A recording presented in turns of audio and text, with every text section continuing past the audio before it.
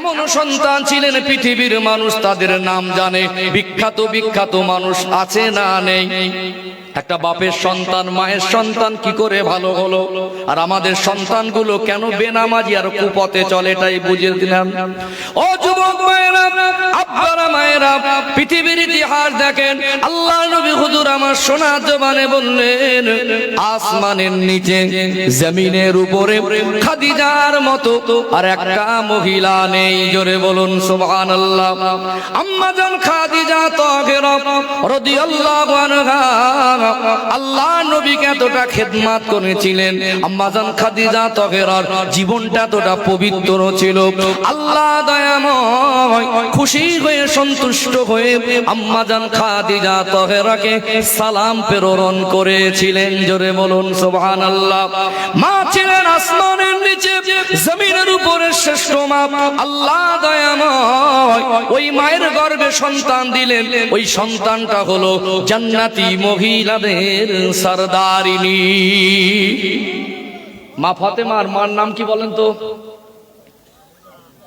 আম্মা জান খাদিজা। মা ছিলেন শ্রেষ্ঠ মা। ওই মায়ের গর্ভের বাচ্চাটা হলো জান্নাতি মহিলাদের সরদারিনী। আমি বানিয়ে বলছি না, হাদিস শরীফ খুলে দেখবেন। আল্লাহ নবী হুজুর আমার সোনার জবানে বললেন, ও ফাতিমাতু সাইয়্যিদাতু নিসাই আহলিল জান্নাহ। আল্লাহ দয়াময় আমার কলিজার টুকুরি খাতুনে জান্নাত হযরত ফাতেমাকে জান্নাতি মহিলাদের সরদারিনী বানিয়েছেন। জোরে বলুন সুবহানাল্লাহ। মা ছিলেন জান্নাতি মহিলাদের সরদারিনী। ওই মা ছিলেন শ্রেষ্ঠ পর্দানাসীনা মা। মা ছিলেন তাহাজ্জুদ পড়নেওয়ালি মা। মা ছিলেন আল্লাহর প্রিয়। ওই মায়ের গর্ভে আল্লাহ দুটা বাচ্চা দিলেন। ওই বাচ্চা দুটা হলো জান্নাতি যুবকদের সরদার। জোরে বলেন না সুবহানাল্লাহ। ইমাম হাসান হোসাইন রাদিয়াল্লাহু আনহুমা যে মায়ের গর্ভে ছিলেন, ওই মার নাম কি? মা ফাতেমা। শ্রেষ্ঠ মা, গর্ভে বাচ্চাটাও জান্নাতি যুবকদের সরদার। পৃথিবীর ইতিহাস দেখবেন, যত পৃথিবী বিখ্যাত সন্তান তাদের আব্বা মা ছিল পৃথিবী বিখ্যাত, ভালো ছিল, নেক ছিল, পরেশগার ছিল, আল্লাহওয়ালা ছিল, এডুকেশনওয়ালা ছিল, আদর্শবান ছিল, দায়িত্ববান ছিল, তবেই তো তাদের বাচ্চারা ভালো হয়েছে। ও ভাইজানেরা, সোনার মানিক যুবকেরা, আব্বারা মায়েরা, আপনারা ওয়াজের মধ্যে শুনেছেন আমার নবীকে আল্লাহ পাক দুনিয়ায় পাঠাবার আগে একজন নবীকে পাঠিয়েছিলেন। ওই নবীর বাবা ছিল না মা ছিল, বিনা বাপের সন্তান। আমার আল্লাহ পারে কি পারে না বলেন তো দেখি? ওই নবীর নামটা কি বলতে পারবেন? আল্লাহর নবী হযরত ঈসা আলাইহিস সালাম বিনা বাপের সন্তান। আল্লাহর কাছে অসম্ভব কিছু নয়, এ ঘটনা আপনারা জানেন। তবে একবার কি ভেবে দেখেছেন একটা যুবতী মেয়েকে আল্লাহ পাক কেন নবীর মা বানিয়েছেন? একটু জানতে মন চায় কি চায় না? একটু আওয়াজ দিয়ে বলেন, জানতে মন চায় কি চায় না? ওই যুবতী মেয়ে বিবাহ করে অবিবাহিতা জীবনে আল্লাহ পাক তাকে সন্তান দিলেন। আমার আপনার ঘরের সন্তানের মতো সন্তান নয়। ওই যুবতী মেয়েটা মা হলেন বড় সৌভাগ্যবান মা। কেননা আল্লাহ দয়াময় ওই মেয়েটাকে জামানার নবীর মা বানিয়েছিলেন। আল্লাহর নবী ঈসা আলাইহিস সালামের জীবনী তুলে ধরছি বোঝাবার জন্য। আল্লাহ পাক কেন যুবতী মেয়েকে মা বানালেন? পৃথিবীতে বহু মানুষ ছিল স্বামী স্ত্রী, তাদের পরিবারে পাঠাতে পারতেন। ইতিহাস বলছে, মা মারিয়ামের জীবনী বলছে, মা মারিয়ামের জীবনটা ছিল পবিত্র। 8-10টা মেয়ের মতো নোংরা কালচারটা ছিল না। ওই মা ছিল আদর্শবান মা। ওই মেয়েটার জীবনী একটু সংক্ষেপে তুলে ধরি। মা মারিয়াম তখন দুনিয়া আসেননি। মা মারিয়ামের আব্বা মা বিবাহ বন্ধনে আবদ্ধ হলেন, সন্তান হয় না। অনেক অর্থশালী মানুষ, অনেক সুখী সংসার আছে, বিবাহের পরে সন্তান হয় না, স্বামী স্ত্রী একটু পেরেশান হয়ে যায় কি যায় না। ঈসা নবীর মা মারিয়াম দুনিয়া আসেননি। মা মারিয়ামের আব্বা মা সৃষ্টিকর্তার কাছে হাত তুললেন, সৃষ্টিকর্তার কাছে দোয়া চাইছেন, ও রব্বুল আলামিন আল্লাহ পাক একটা সন্তান যদি দিতেন বাইতুল মুকাদ্দাসের খাদেম বানিয়ে দিতাম। মা মারিয়াম তখন দুনিয়া আসেননি। ঈসা আলাইহিস সালামের নানা নানি নিয়ত করলেন সন্তান যদি দেন বাইতুল মুকাদ্দাসের খাদেম বানাবো। আল্লাহ খুশি হয়ে গেলেন, দোয়া কবুল করে নিলেন, সন্তান দিলেন। ভূমিষ্ঠর পরে দেখা গেল মেয়ে সন্তান, আর ওই মেয়েটার নাম রাখা হলো মারিয়াম। জোরে বলুন সুবহানাল্লাহ। দোয়ার ফল, সন্তান দিলে কি নিয়ত করেছিলেন? বাইতুল মুকাদ্দাসের খাদেম বানাবো। নিয়তটা ভালো না খারাপ? ভালো। এখন বাইতুল মুকাদ্দাস কি একটু বোঝাই, যেটা ফিলিস্তিনে অবস্থিত মসজিদে আকসা। বিগত বছরে আপনারা সোশ্যাল মিডিয়ায় দেখেছেন ওই মসজিদে আকসাকে নিয়ে অনেক অশান্তি হয়েছে। ক্যালেন্ডারে দেখবেন হলুদ বড় গম্বুজের একটা ছবি থাকে। আল্লাহ রসুল মেরাজের রাতে নবীদের নিয়ে ওখানে 2 রাকাত শুকরিয়ার নামাজ পড়েছিলেন। আর কোরআন শরীফে ওই মসজিদটাকে মসজিদে আকসা বলা হয়েছে। আর একটু গভীর তত্ত্ব তুলে ধরছি। ওই মসজিদে আকসা যিনি নির্মাণ করেছিলেন নবী সুলাইমান আলাইহিস সালাম। মানুষ কাজ করেনি, জেনেরা কাজ করেছিল। নবী সুলাইমান আলাইহিস সালাম লাঠি নিয়ে দাঁড়িয়ে থাকতেন আর জেনেদের দ্বারা কাজ করাতেন। আল্লাহ পাক নবী সুলাইমানকে বাদশাহী দিয়েছিলেন জেনেদের উপর নেতৃত্ব দিতে। এক পর্যায়ে মসজিদে কাজ চলছে, আল্লাহ বললেন আজরাইল নবী সুলাইমানের জান কবজ করেন। আজরাইল আলাইহিস সালাম বলছেন আল্লাহ আপনার ঘর মসজিদ হচ্ছে, এখন কাজ সম্পূর্ণ হয়নি, নবী সুলাইমান লাঠি নিয়ে দাঁড়িয়ে আছে, যদি ইন্তেকাল হয়ে যায় ঘরটা হয়তো হবে না। কিন্তু আল্লাহ সব পারে কি পারে না? আল্লাহ ডাক দেন, ও ফেরেশতা আজরাইল চলে যান, আপনার কাজ হলো আমার হুকুম পালন করা, বাকিটা আমি দেখে নেব। আল্লাহর হুকুম অনুযায়ী নবী সুলাইমান ইন্তেকাল করলেন, জান কবজ হয়ে গেল। আল্লাহ পাক ওই লাঠির উপরে ভর করে ইন্তেকালের পরেও বহুদিন দাঁড় করিয়ে রেখেছিলেন। জোরে বলুন সুবহানাল্লাহ। জেনেরা বুঝতে পারেনি মসজিদ সম্পূর্ণ হয়ে গেল। একজন নবীর দ্বারা আল্লাহ পাক মসজিদ নির্মাণ করিয়েছেন, ওই মসজিদের সম্মান আছে না নেই? মা মারিয়ামের আব্বা মা নিয়ত করলেন সন্তান যদি দিতেন বাইতুল মুকাদ্দাসের খাদেম বানাবো। ভুলে গিয়েছিলেন ছেলে হয় কি মেয়ে হয়, সন্তান চেয়েছেন, আল্লাহ সন্তান দিলেন, মেয়ে সন্তান। ওয়াদা খেলাপ করলেন না, নাম রাখলেন মারিয়াম। আর পাশাপাশি ওয়াদা অনুযায়ী ওই বাইতুল মুকাদ্দাস মসজিদে আকসার খাদেমা বানিয়ে দিলেন। মারিয়াম আস্তে আস্তে বড় হচ্ছে, আদর্শবান মেয়ে।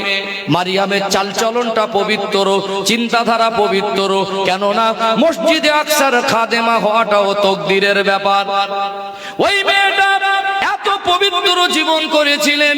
মা মারিয়াম যুবতী বয়সে আল্লাহর ঘরের খাদেমা।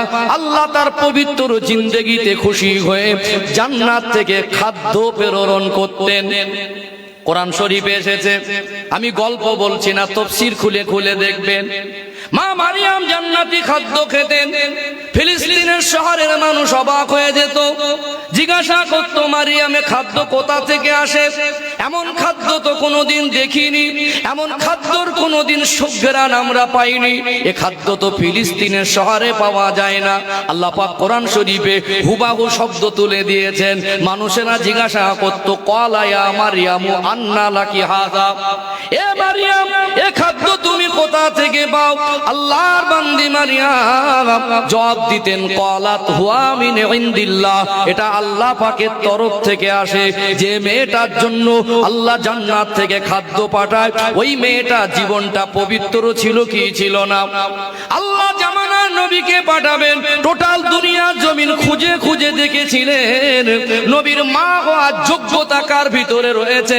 পবিত্র জীবন তৈরি করেছিলেন যুবতী বয়সে। আল্লাহ পাক মারিয়াম আলাইহিস সালামকে ঈসা আলাইহিস সালামের মা বানিয়েছিলেন। এটা আমার ফার্স্ট পয়েন্ট। এর থেকে শিক্ষা বার করা দরকার আছে না নেই? ফার্স্ট পয়েন্ট বলুন তো দেখি। মা মারিয়াম দুনিয়া আসার আগে আব্বা মা নিয়ত কি করেছিল? সন্তান যদি দেন কি করব? বাইতুল মুকাদ্দাসের খাদেম বানাবো। আজও বহু মানুষ আছে, আজও বহু মা বোনেরা আছেন সম্মানিতা, নিয়ত করে সন্তান হলে আলেম বানাবো, সন্তান হলে হাফেজ বানাবো, সন্তান হলে ডক্টর বানাবো, সন্তান হলে মাস্টার করব। চিন্তাধারা থাকে কি থাকে না? এগুলো ভালো। কিছু মানুষ আমাদের ভিতরে আছে, বাচ্চা পেটে আসার আগে নিয়ত করেছে যে বচ্চন বানাবো। একটু অঙ্কে অঙ্কে মেলান। পেটে আসার আগে সুচিন্তা রাখা দরকার আছে। আজ থেকে 20 বছর আগের পরিবেশে এখনকার পরিবেশ অনেকটা পরিবর্তন, পাল্টে গেছে। একটা ছেলে বিড়ি খায়, তা ছেলেটার বিবাহ হলো, শ্বশুর বাড়ি গিয়ে বিবাহের 2-3 দিন, একদিন পর পর শ্বশুর বাড়ি গিয়ে কিছুদিন কাটায়, 1 সপ্তাহ 10 দিন। আপনাদের দিকে এই পরিবেশ আছে নাকি? তো ছেলেটা বিড়ি খেত, এখন দোকানদারের কাছে গিয়ে দোকানদার 1 বান্ডিল সিগারেট দাও। দোকানদার তো ছেলেটাকে চেনে, বিড়ি খায়, বলে ভাই তুমি তো বিড়ি খাও, বলে বেশি কথা বলিস না, শ্বশুর বাড়ি যাবো, ওখানে গিয়ে একটু ভাব নেবে যে আমি সিগারেট খাই, ওয়েট নেবে। তাহলে এতদিন আব্বা হওয়ার মতো রাস্তা, আব্বা হওয়ার দরজা ওর খুলেছে, সন্তানের বাবা হওয়ার দরজা খুলেছে, একটু ভালো হওয়া দরকার ছিল কি ছিল না? ও এক ধাপ কমেছে না বেড়েছে? তাহলে পেটে বাচ্চা, আব্বা হবে, এই জন্য বিড়ি খেতে 1 ধাপ বেড়ে সিগারেট খাচ্ছে। আরেকটু আগে বাড়েন, আগে বিবাহ হলে শ্বশুর বাড়ির থেকে একটা ঘড়ি দিত, যদি সরকার দিক আর আব্বা মা দিক, এটা যদি কেউ নাও দেয়, এখনকার ইয়ং জেনারেশন ছেলেদের হাতে, প্রত্যেকের হাতে মোবাইল আছে না নেই? ছেলে আর মেয়ে বিবাহ বন্ধনে আবদ্ধ হয়েছে, ওই ছেলে মেয়ে এক বিছানায় শুয়ে স্বামী স্ত্রী নাটক, সিনেমা, নোংরা ছবি দেখছে। যে ছেলেটা মেয়েটা সন্তানের আব্বা মা হবে, তখন যদি নাটক আর সিনেমা দেখায় ব্যস্ত থাকে, এদের পরিবারে, এদের গর্বে ভালো সন্তান আসবে আশা করা যায়? কোথায় ভুল হচ্ছে আমি একটু তুলে ধরার চেষ্টা করছি। আর এক কদম আগে বাড়েন, এই বর্তমান সিচুয়েশনে বহু ভদ্রলোকের ছেলে মদখোর, রাত 11টা বাজে মদ পান করে বাড়ি ফিরেছে, গ্রামের মানুষ জানে না তখনও মদের নেশা কাটিনি, ওই অবস্থায় স্বামী স্ত্রী রাত যাপন করছে, মদের আসারাত শরীরে, তখনও স্মৃতি শক্তি নরমাল নেই, অ্যাবনরমাল, চিন্তাধারা ঠিক নেই, কখন মদের ঘরে কি বলে জানে না। আল্লাহ না করুক মদ পান করা অবস্থায় স্বামী স্ত্রী রাত যাপন করলে ওদের পরিবারে যদি সন্তান আসে, আবু জেহেলের মতো হবে না, আবু বকর হুজুরের মতো হবে? সমাজের চিত্র কিছু ভুল বুঝতে পারছেন? অসুবিধা হচ্ছে না কেন? আমার প্রত্যেকটা কথা বাস্তবের সঙ্গে মিলিয়ে দেবো।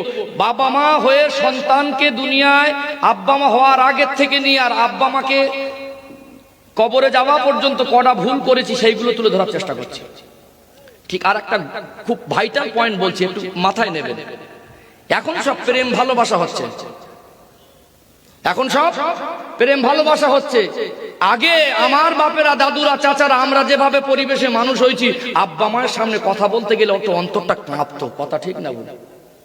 নিজে কি করি না করি ওটা বলা যায় না। এখন ছেলে মেয়ে ডাইরেক্ট বলছে মা আমি প্রেম করছি, আব্বা আমি প্রেম করছি।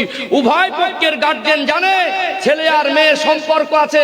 এখন আবার এনগেজমেন্ট হচ্ছে, শরিয়াতের দৃষ্টিতে বিবাহ সই হয়নি, ওই দুই পক্ষের গার্জেন ঢিলা দিয়েছে, ছাড় দিয়েছে। ছেলে আর মেয়ে কোথাও ঘুরতে গিয়েছে, রাত কাটাচ্ছে, শারীরিক সম্পর্ক হচ্ছে। যে ছেলে আর মেয়ের বিবাহ এখনো শরিয়াতের দৃষ্টিতে সহি হয়নি, বিবাহ এখন শুদ্ধ হয়নি, তারা যদি বিবাহের আগে জেনার মতো গোনায় লিপ্ত হয়, এই পরিবারের ভালো সন্তান আসবে আশা করা যায়? সমাজের চিত্র ভালো না খারাপ? আমি রবিউল ইসলাম হজ করে কি করব? গোড়ায় গন্ডগোল। ও ভাই জানে না, মুর্শিদাবাদ জেলার সোনার মানিক যুবকেরা, আব্বারা মায়েরা, কষ্ট দেওয়া উদ্দেশ্য নয়, সমাজ কেন পরিবর্তন হয় না এটাই বোঝাতে চাইছে, বোঝাতে চাইছি না। পৃথিবীর ইতিহাস পড়ে পড়ে দেখবেন, পৃথিবীর জমিনে যত পৃথিবী বিখ্যাত সন্তান ছিলেন, এদের আব্বা মা ছিল পৃথিবী বিখ্যাত আব্বা মা। আব্বা মাকে ভালো হতে হবে, নেক হতে হবে। গর্ভে যদি বাচ্চা থাকে, ওই মাটাকে পর্দায় থেকে ওই মাকে 5 ওয়াক্ত নামাজ পড়ে আল্লাহর কাছে হাত তুলে চাইতে হবে, আল্লাহ কত মা ছিলেন নবীদের মা, কত মা ছিলেন ওলিদের মা। আল্লাহ আমার গর্ভে সন্তান দেবেন, আমি মা হব, নবী তো আর আসবে না। আমি নবীর দাবি তো করতে পারি না নবীর মা হব, কেন আমার নবী হলেন শেষ নবী। আল্লাহ দয়াময় আমাকে একটা সন্তান দেন, নেক সন্তান। এই দোয়া তো আমার মায়েরা চাইতে পারে কি পারে না? এখন কোরআন তেলাওয়াত নেই, পর্দা নেই, আর নামাজ নেই, গর্ভে বাচ্চা নিয়ে মেলা দেখতে যাচ্ছে ভাবিরা, ঘটছে কি ঘটে না? গর্ভে বাচ্চা, কোরআন তেলাওয়াত নেই, শাশুড়ির সঙ্গে সম্পর্ক নেই, শ্বশুরের দিকে কোনো মুখ তুলে তাকায় না, কারোর সঙ্গে সম্পর্ক না রেখে আলাদা সংসার হয়েছে। পেটে বাচ্চা নিয়ে সারাদিন যদি সিরিয়াল দেখে, সিরিয়াল কাজা তোলে, নামাজ রোজা নেই, আদব কায়দা নেই, ওই মায়ের পেটের বাচ্চাটা নেক হবে আশা করা যায় না। আব্বা মাকে ভালো হতে হবে। আর একটু গভীর ভাবে তুলে ধরছি, গর্ভবতী মা পেটে বাচ্চা নিয়ে স্বামী স্ত্রী বিছানায় শুয়ে শুয়ে গল্প করছে, ছেলে নয় মেয়ে হবে, নামটা কি রাখবে? ভাবিটা বলছে আমার বহুদিনের আশা একটা ছেলে যদি হয় নাম রাখবো শাহরুখ খান। এরকম চিন্তাধারার মানুষ আছে না নেই? বাস্তব চিত্র মিলিয়ে নেন। আপনাদের এই গ্রামকে ঘুরে ঘুরে যদি খুঁজে বার করেন, 2-10টা ছেলে মেয়ের নাম খুঁজে পাবেন নায়ক আর নায়িকার মতো। ঈসা নবীর মা মারিয়াম দুনিয়া আসার আগে ঈসা আলাইহিস সালামের নানা নানি নিয়ত করেছিলেন, আল্লাহ যদি সন্তান দেন বাইতুল মুকাদ্দাসের খাদেম বানাবো। আর এখনকার ভাবিরা নিয়ত করছে সন্তান যদি দেন নায়ক আর নায়িকা বানাবো। আর এক কদম আগে বলেন ভুল কোথায় হচ্ছে। শরিয়ত বলছে বাচ্চা ভূমিষ্ঠ হলে ডান কানে আযান আর বাম কানে ইকামত দাও। শরিয়ত বলছে 7 দিনের দিন বাচ্চার মাথাটা নেড়া করে চুলের পরিমাণে চাঁদি দান করে দাও।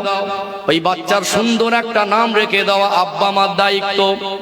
এই সমাজে আব্বা মা বাচ্চা ভূমিষ্ঠর পরে কানে আযান দিল না, আকিকা হলো না 7 মাসে 7 বছরে। এখন ছেলেদের প্রতি বছরে বছরে সন্তানদের জন্য প্রতি বছরে বছরে জন্মদিন পালন হচ্ছে কি হয় না? একটু ব্যাখ্যা দিই। বাচ্চা ভূমিষ্ঠর পরে ডান কানে আযান আর বাম কানে ইকামত। বর্তমান সিচুয়েশনে এখন এরকম পরিস্থিতি, ঘরে রাখতে ভয় হয়, হসপিটালে নিয়ে যাওয়াটা বাধ্যতামূলক হয়ে গেছে না? হসপিটাল নিয়ে যেতে হয়। তাহলে ওই পরিবেশে যদি আজান দেওয়ার মতো কোনো পজিশন না হয়, ছুটি করে বাড়ি আনার সময় তো একটু আজান দিয়ে দেওয়া দরকার ছিল। আল্লাহ তো সবকিছু দেখছে। মাটাকে সিজার করা হয়েছে, সবে বাচ্চার 1 থেকে 2 দিন বয়স, বাচ্চাকে কোলে নিয়ে মা দুধ পান করাচ্ছে। আর ওয়াইফ স্বামীকে বলছে এই দেখো একা ভালো লাগে না, বেডে শুয়ে শুয়ে মোবাইলটা আমার কাছে দাও তো। তখন বাচ্চা দুধ পান করছে আর বাচ্চার কানের ধারে মোবাইলে সিরিয়াল আর গান আর নাটক ছেড়ে দিয়েছে। ছোট বাচ্চার কানে আজানের আওয়াজ, ইকামতের আওয়াজ দেওয়া দরকার ছিল। মা কোলে নিয়ে কিসের আওয়াজ দিচ্ছে? ভুল হচ্ছে না? হয় না? ওই বাচ্চার 7 দিনের দিন মাথা নেড়া করা শরিয়াতে এসেছে, মাথার চুলের ওজনে চাঁদি দান করে দেওয়া। এখন যদি ডাক্তার বলে 7 দিনের দিন নেড়া করা যাবে না, শারীরিক অবস্থা ভালো না, শরিয়াত বাধ্যতামূলক করিনি, কিন্তু সুন্দর একটা নাম তো রাখা যায়। ও যুবক ভাইরা, আব্বারা মায়েরা, আবারও মনে করিয়ে দেই, আব্বা মার দায়িত্ব হলো বাচ্চাদের সুন্দর একটা নাম রাখা। কিছু অপদার্থ অযোগ্য আব্বা মা রয়েছে সমাজে, নাম রেখেছে ঝন্টু। এটা ইমানদার মুসলমানের ঘরের সন্তানের নাম নয়। নাম রেখেছে পিন্টু, নাম রেখেছে মন্টু, নাম রেখেছে লালটু। আল্লাহ নবীদের কত সুন্দর সুন্দর নাম, আল্লাহর ওলিদের কত সুন্দর সুন্দর নাম, নবী পাকের সাহাবাদের কত সুন্দর সুন্দর নাম। ইমানদার হয়ে বাচ্চার নাম রাখবো, সুন্দর একটা নাম রাখা দরকার ছিল কি ছিল না? বোঝাতে চাইছি পেটে আসার আগে ভুল, পেটে আসলে ভুল, নাম রাখায় ভুল, আকিকায় ভুল হয়েছে না হয়নি? আর এক কদম আগে বাড়েন, বাচ্চার যখন 1.5 বছর বয়স হয়, 2 বছর বয়স হয়, ওই বাচ্চাটা তখন মিঠি মিঠি মুখে আব্বা আব্বা বলে ডাকে, মা মা বলে ডাকে। আব্বা আমার মনটা ভরে যায়। ও যুবক ভাইরা, গভীরভাবে উপলব্ধি করার চেষ্টা করেন। ও মুরব্বী বাপেরা, একটু বাস্তব চিত্র তুলে ধরছি, উপলব্ধি করার চেষ্টা করেন। বাচ্চা যখন 1.5-2 বছর বয়স, আব্বা বলা শিখেছে, মা বলা শিখেছে। শরিয়ত বলছে আল্লাহ চাইলে বোবা করে রাখতে পারতেন, আল্লাহ চাইলে আপনার সন্তানকে কথা নাও শেখাতে পারতেন। কিছু সন্তানকে আল্লাহ বোবা করে রেখেছেন কি রাখেননি? ওই বাচ্চাটা কথা বলা শিখেছে, আল্লাহ বলা শেখাতে হবে। ওই বাচ্চাটাকে আল্লাহ বলা শিক্ষা দেওয়া দরকার আছে না নেই? আমরা আব্বা মা আল্লাহ বলা শেখালাম না। আর একটু আগে বলেন, 5 বছর 6 বছর পর্যন্ত বয়স হলো, ওই বাচ্চাটাকে শেখানো হলো ইংরেজিতে কবিতা, ওই বাচ্চাকে শেখানো হলো হাট্টি মাটিম টিম, ওই বাচ্চাকে শেখানো হলো আতা গাছে তোতা পাখি, বাচ্চাকে শেখানো হলো আব্বার মোবাইল নাম্বার কত, থানা জেলা মহকুমা কোথায়, খালুজিরা নানুজির নাম কি। শিক্ষা দেন, শিক্ষার বিরোধী আমি না, হেড মনে মাথা, নোস মনে নাক, ইংরেজি শিক্ষা দিচ্ছেন এর বিরোধী নয়। এগুলো যদি সম্ভব হয়, ওই 6 বছর বয়স হলো বাচ্চাটাকে কলেমা মুখস্থ করানো সম্ভব না অসম্ভব? 5 বছর বয়স হলো, আব্বা মার দায়িত্ব আর কর্তব্য হলো বাচ্চাটাকে কলেমার তালিম দাও। এতগুলো মানুষ আপনারা ঠান্ডায় বসে আছেন, একবার নিজেকে নিয়ে ভাবেন, বলুন তো দেখি, আমরা যারা আব্বা মা এখানে বসে আছি, আমাদের বাচ্চাদের কলেমা শিক্ষা দিয়েছি না শিক্ষা থেকে মাহরুম করে রেখেছি? শিক্ষা দিয়েছি? এই মাহফিলের ভিতরে বহু মানুষ আছে 3টে 5টা কলেমা, অনেক দূরে 3টে কলেমা বলতে পারবেন। আর কেউ কেউ বললে প্রথম কলেমাটাও সহি শুদ্ধ নেই। এই বাচ্চাটা দোষ না তো, এ তো দায়িত্ব ছিল আব্বা মার, কর্তব্য ছিল আব্বা মার। আল্লাহ রাসূল বলছেন আলা কুল্লুকুম রাঈন ওয়া কুল্লুকুম মাসউলুন আর রাইয়াতি, তোমরা প্রত্যেকে এক একজন দায়িত্ববান, জিম্মাদার। তোমাদের দায়িত্ব কর্তব্য পালন না করলে আল্লাহর দরবারে হিসাব দিতে হবে। সন্তানের বাবা হওয়া, মা হওয়া মুখের কথা নয়। মনে করেছেন জন্ম দিয়েছি অনেক বড় কাজ করেছি, জন্ম দেওয়াটা অনেক বড় কাজ নয়। বাচ্চাটাকে মানুষের মতো মানুষ করা, শরিয়াতের কালচারের ভিতরে রেখে, আবদ্ধ রেখে ইসলামিক কালচারে মানুষ করা, এটা আব্বা মার দায়িত্ব। ডক্টর, মাস্টার, ব্যারিস্টার, ইঞ্জিনিয়ার করাবেন, জেনারেল শিক্ষা শিক্ষিত করুন। আমি রবিউল ইসলামও বিরোধী নয়, আর ইসলাম ধর্ম বিরোধী নয়। আপনি শিক্ষা দেন, সাথে পাশাপাশি বাচ্চাটাকে শরিয়াতের শিক্ষা দেওয়া দরকার আছে না নেই? তাহলে 6 বছর পর্যন্ত আমাদের বাচ্চাদের ভবিষ্যতের মূল গোড়াটাই আমরা নষ্ট করে ফেলেছি। একটা 6 বছরের বাচ্চার কিন্তু 20-30টা গালাগালি মুখস্থ। কথা ঠিক বলছি না ভুল বলছি? 6 বছরের বাচ্চার 10টা কবিতা মুখস্থ, কেন 5টা কলেমা মুখস্থ হলো না? এর জন্য আমরা কি হিসাব দিতে, আমরা কি মনে করছি ছাড় পেয়ে যাব? আল্লাহর কাছে হিসাব দিতে হবে কি হবে না? হবে। বলছে হুজুর হজ করেন, ছেলেরা ভাত দেয় না। ছেলে ভাত দেবে কি করে? সেইভাবে কি মানুষ করেছেন? হুজুর ওয়াজ করে ছেড়ে দিচ্ছে, সকালবেলা আব্বার গলা ধাক্কা দিয়েছে, রাতে রাত জেগে জলসা শুনেছে, তারপরে ভাত খেয়েছে। আবার সন্তানের মতো সন্তান যারা মানুষ করেছে, হুজুর ওয়াজ করতে হয়নি, ঠিক সময় মতো আব্বার কদমে গিয়ে ভাতটা পৌঁছে দিয়েছে। কথা ঠিক না বেঠিক? সবকিছু ওয়াজ মাহফিলের ভরসা ছেড়ে দিলে হবে না। আব্বা মাকে দায়িত্ববান হতে হবে, আব্বা মাকে শিক্ষিত হতে হবে, আব্বা মাকে আদর্শবান হতে হবে। সন্তানের প্রতি আমাদের যে দায়িত্ব কর্তব্য আছে, গুরুত্ব সহকারে পালন করতে হবে, তবেই একটা সুন্দর সমাজ পাবো। জন্ম দিয়েছি, খাওয়া দিতে হয়, খাওয়াচ্ছি, ঘুরছে, গালাগালি শিখছে, মারামারি শিখছে, পরিবেশ অন্য রকমে চলে যাচ্ছে। আব্বা আমার কোনো দায়িত্ব নেই, কোনো চিন্তাধারা নেই, যেভাবে চলছে চলুক। ওই ছেলেটা বড় হয়ে মানুষের মতো মানুষ হবে আশা করা যায়? 6 বছর পর্যন্ত যেটা বোঝাতে চেয়েছি, পেটে আসার আগে ভুল, পেটে আসলে ভুল, নাম রাখায় ভুল, আকিকায় ভুল, কথা বলা শেখানোতে ভুল, এই কলেমা শেখানোতে ভুল। 6 বছরে 6টা বড় বড় ভুল করেছি না করিনি? আমি 6 থেকে আগে আবার নিয়ে যাবো ইনশাআল্লাহ। আর আরেকটা পয়েন্ট তুলে ধরবো, এই ধাপে ধাপে আগাবো। প্রথম পয়েন্ট তুলে ধরেছি নবী ঈসা আলাইহিস সালাম, তাই তো? একটু তাকবীর দেন তো, নারে তাকবীর। মাশাআল্লাহ। আল্লাহকে একটু মন খুলে ডাকেন না। গালাগালি দেওয়ার সময় মন খুলে দেই, তখন চেঁচিয়ে চেঁচিয়ে দেই। একটু আল্লাহকে ডাকেন না সবাই মিলে, নারে তাকবীর। আল কোরআনের আলো, আল কোরআনের আলো, আল হাদিসের আলো, নারে তাকবীর। আমি 24 পরগনার মানুষ, আমার ভাষার সুর ঢং একটু আলাদা। আপনাদের অসুবিধা হচ্ছে নাকি? কি গো বাপজানরা, বুঝতে পারছেন তো? আমি আপনাদের সন্তানের ভাইয়ের পরিচয় দিয়েছি, মানিয়ে নিতে হবে কিন্তু আপনাদের। আর মুর্শিদাবাদ জেলা আমার প্রিয়, আজকে এসেছি না, প্রায় আসা হয়। এত ঠান্ডা আল্লাহ আমার মাহফিল করায়। ভালো পরিবেশ, ভালোবাসেন, এই জন্য ভালোবাসার মানুষকে দুটো কথা মন দিয়ে বলার হক আমার আছে, আর বলতেও ভালো লাগে। আপনাদের দুটো কথা বলার হক আমার নেই? আলহামদুলিল্লাহ। কত সুন্দর লাগছে বলুন তো? গোটা পশ্চিম বাংলাকে নিয়ে ভাবেন, আর কয়েকজন মানুষের ইমানদারের চিন্তাধারা নিয়ে ভাবেন। এই করোনাকে নিয়ে কিছু মানুষ তারা চিন্তার মধ্যে পড়ে গেছে। ইমানদার কার উপরে ভরসা করে? আল্লাহর উপরে। আমরা কার উপরে ভরসা করি? আল্লাহর উপরে। আজ তারা চিন্তায় চায়ের দোকানে বসে গল্প করছে, আর আমরা আল্লাহর উপরে ভরসা করে আজও মাহফিলে বসে আছি। এটা আল্লাহর একটা দয়া, আমাদেরকে এখন সম্মানের সঙ্গে ভালো জায়গায় হেফাজতে রেখেছেন। জোরে বলুন, একটু মন খুলে বলেন, নারে তাকবীর, লিল্লাহি তাকবীর, নারে তাকবীর। মাশাআল্লাহ। কিছুক্ষণ চলবে না? দোয়া করে দেবো? চলবে, আলহামদুলিল্লাহ। তাহলে ইনশাআল্লাহ 6 বছরের পর থেকে আবার বাস্তবে ব্যাখ্যা দেবো, আর ধাপে ধাপে আমি পয়েন্ট পয়েন্ট তুলে ধরবো। ও সোনার মানিক যুবকেরা, আব্বারা মায়েরা, আবারও আমি মনে করিয়ে দেই, আব্বা মা হয়েছি, দায়িত্ববান হতে হবে। আমরা যদি ভালো না হই, সন্তানরা ভালো হবে আশা করা যায় না। আব্বা মাকে আদর্শবান হতে হবে, একটা মাকে যোগ্য মা হতে হবে, তবেই তার পেটের সন্তানগুলো ভালো হবে। 1 নাম্বার দৃষ্টান্ত তুলে ধরেছি হযরত মারিয়াম আলাইহিস সালামের। আর একটা পয়েন্ট তুলে ধরছি, আমাদের বসিরহাট সংলগ্ন খোলাপোতা জমিনে একজন আল্লাহর ওলির মাজার আছে, নাম হলো হযরতে বজলুর রহমান দরগাপুরি রহমাতুল্লাহ আলাইহি।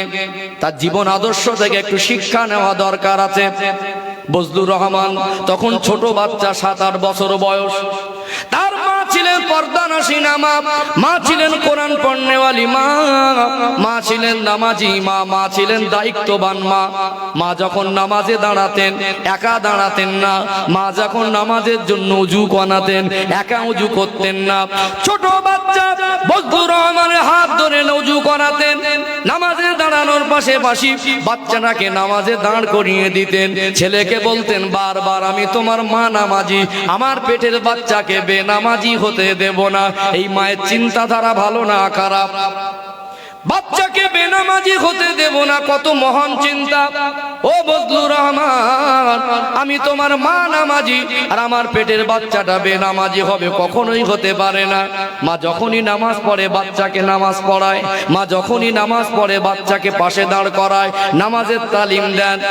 7-8 বছরের বাচ্চা একটু খেলাধুলা প্রিয় হয়, মাঝে মাঝে আব্বা আমাকে চোখে চোখে রাখতে হয়। এক্ষুনি এক জায়গায় তক্ষুনে ছুটে আর এক জায়গায় চলে যায় কি যায় না। ছোট ছোট বাচ্চারা চালাক বেশি, বাচ্চাদের খামখেয়ালি চিন্তা। আজান হলো, মা ওযু করে নামাজ পড়বে, এবার বজলুর রহমান হুজুরকে খুঁজে পাওয়া যাচ্ছে না। ছোট বাচ্চা খেলাধুলা করতে করতে একটু ভুলে দূরে চলে গেল। আল্লাহর ওলি হযরত বজলুর রহমান দরগাপুরি রাহমাতুল্লাহ আলাইহির মা সময় মতো খুঁজে পাচ্ছেন না। নামাজ হলো আল্লাহর হুকুম, সময় মতো নামাজ পড়ে নিতে হয় কি হয় না? এক ওয়াক্তের নামাজ রক্ত শেষ হয়ে গেলে, পরে রক্ত হয়ে গেলে কাজা পড়তে হয়। মা নামাজ পড়ে নিলেন, পেরেশান হয়ে গেলেন, বাচ্চা কোথায়? মা রেগে গেল। অনেকক্ষণ পরে নামাজে রক্ত পার হয়ে গেলে ছোট বাচ্চাটা ছুটে ছুটে বাড়ি এসেছে। বজলুর রহমান দরগাপুরি রাহমাতুল্লাহ আলাইহি মাকে ডাকে, মা ক্ষুধা পেয়েছে, মা একটু খেতে দেন মা। মা মোটা মোটা চোখ বের করে, মা বাচ্চাকে ধমক দেয় আর ভয় দেখায়। এ বজলুর রহমান, কোথায় তুমি ছিলে? নামাজ কেন পড়োনি? সত্যি করে বলো, নামাজের কথা কি তোমার মনে ছিল না? মার চোখ দেখে, মার মেজাজ দেখে বাচ্চাটা একটু ভীতু সন্ত্রস্ত হয়ে গেল। কষ্ট দেওয়া উদ্দেশ্য নয়, বাচ্চাকে শিক্ষা দেওয়া উদ্দেশ্য। ওই ছোট বাচ্চাকে বলে, বজলুর রহমান নামাজ কেন পড়োনি? কানটাকে ধরে মাথা হ্যাট করো। কানটাকে ধরে মাথা হ্যাট করেছে। মা ছোট্ট একটা ইটের টুকরা নিয়ে বাচ্চার পিঠে চাপিয়ে দিয়েছে। মায়ের এই শাসনে বাচ্চার চোখ থেকে পানি ঝরে। বাচ্চার চোখের পানি মা সহ্য করতে পারে না, অমনি ইটটা সরিয়ে দিয়ে বাচ্চাকে বুকে জড়িয়ে ধরে কাঁদে। মাও কাঁদে, বাচ্চাও কাঁদে। মা কেঁদে কেঁদে বলে, ও বাবা বজলুর রহমান, তুমি নামাজের সময় কোথায় ছিলে? তুমি আমার বাচ্চা, আমি তোমাকে তো বেনামাজি হতে দেব না। তুমি বলো আমার সঙ্গে আর কি কোনোদিন আজান হলে খুঁজতে হবে? তুমি বলো আমার সঙ্গে আর কি কোনোদিন নামাজ কাজা করবে? মার চোখের পানি আর বাচ্চার চোখের পানি, ওই বাচ্চা মার গলা জড়িয়ে ধরেছিল। মা আমাকে মাফ করে দেন মা, আমাকে ক্ষমা করে দেন মা। আজান হলে আমাকে ডাকতে হবে না, আজান হলে আমাকে খুঁজতে হবে না। আমি কথা দিলাম আজ থেকে আর কোনোদিন নামাজ কাজা করব না। আল্লাহর ওলি হযরত বজলুর রহমান দরগাপুরি রাহমাতুল্লাহ আলাইহির জীবনী খুললে পাওয়া যায়, ওই দিন থেকে বাচ্চাটা ছিল প্রকৃত 5 ওয়াক্ত নামাজি বাচ্চা। জোরে বলুন, আর একটু জোরে বলুন সুবহানাল্লাহ। মায়ের এই মহান চিন্তা, এই মায়ের মহান পবিত্র চিন্তা আল্লাহ কবুল করে নিয়েছেন। আজ আমাদের ঘরের বাচ্চারা বেনামাজি, আর আল্লাহর ওলি বজলুর রহমান হুজুরের এই জীবনী থেকে পাওয়া যায় আল্লাহ পাক তাকে ওলির দরজা দিলেন। তার বাচ্চাটা হলো আল্লাহর ওলি বজলুর রহমান। জোরে বলুন সুবহানাল্লাহ। এই বাচ্চাটা বিখ্যাত হওয়া, নামাজি হওয়া, পরেশগার হওয়া, আল্লাহওয়ালা হওয়ার পিছনে মায়ের ভূমিকা আছে না নেই? তাহলে আমরা কি এই চিন্তাধারা কেউ নিয়েছি? আমাদের চিত্র একটু মেলান বাস্তবের সঙ্গে। 6 বছর বয়স, স্বামী স্ত্রী দিনে 2 বার করে ঝগড়া করে, অশান্তি ঝগড়া আছে না নেই? বাড়ি ছোট ছোট বাচ্চারা 7-8 বছর বয়স, এদের স্মৃতিশক্তি আয়নার মতো পরিষ্কার। আব্বা মা যেটা বলে তখন ওরা বুঝতে শেখে মোটামুটি। বাড়িতে এসে রাসূলুল্লাহ সালাম দিয়ে প্রবেশ করতেন। বাড়িতে এসে বিবিকে কোনো ত্রুটি দেখে, এখন কিছু ভদ্রলোকের ছেলে গালাগালি দেয় তো দম দেয় না, মা তুলে, বাপ তুলে, গোষ্ঠী তুলে একেবারে বারুদের মতো গালাগালি দেয়। কিছু ভালো মানুষের মেয়ে আছে, বংশী ঘরের মেয়ে আছে, স্বামীর কথা সহ্য করে, আছে না নেই?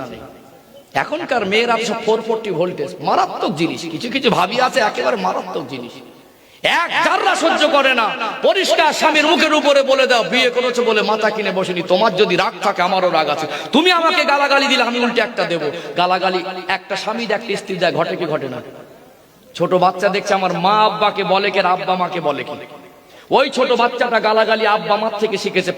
পাশের বাড়ির পরের দিন খেলা করছিল, দুটো বাচ্চার একটু রাগারাগি হয়েছে, আব্বা মাকে যেটা দিচ্ছিল, মা আব্বাকে যেটা দিচ্ছিল, ঘুরে ওই বাচ্চাটা পাশের বাড়ির ছেলেকে দিয়েছে। আমাদের টোটাল এরিয়ার মধ্যে যত বাচ্চা আছে, যে কটা বাচ্চা গালাগালি শিখেছে, একটাও মায়ের পেট থেকে শিখিনি, সব মা বাপের কাছ থেকে শিখেছে। কথা ঠিক না ভুল? এই গালাগালিগুলো শিক্ষা দিয়েছি কারা? আমরা বাপ মা। তাহলে একটা উচিত ছিল, স্বামী স্ত্রী ঝগড়া হতে পারে, বাচ্চার সামনে তো গালাগালি করাটা সমাধান নয়। ঠিক বলছি না ভুল বলছি? কিছু কিছু মা আছে দেখবেন সমাজের মা নামের কলঙ্ক, বাচ্চা দুষ্টুমি করলে এমন করে মারে ওই বাচ্চাটার পিঠে নিশানা দাগ পড়ে যায়, আছে না নেই? বাচ্চাকে এত নোংরা ভাষায় গালিগালাজ করে, শুনবার মতো নয়, ভাষায় বলার মতো নয়। বাচ্চাকে নোংরা ভাষায় গালাগালি দেওয়া মা সমাজে আছে না নেই? ওই বাচ্চাটা 1000 বার ভুল করবো তো বাচ্চা, তুমি মা, তুমি যদি সবর না করো কে সবর করবে? ছোটবেলায় বাচ্চাকে এত গালাগালি করেছে মা, বড় হয়ে ওই বাচ্চাটার মাকে গালাগালি দিচ্ছে। তুমি দিয়ে রেখেছো, বদলা তো নিতে হবে। তুমি তো নিজে শিক্ষা দিয়েছো, ওকে শিক্ষা তো তুমি দিলে।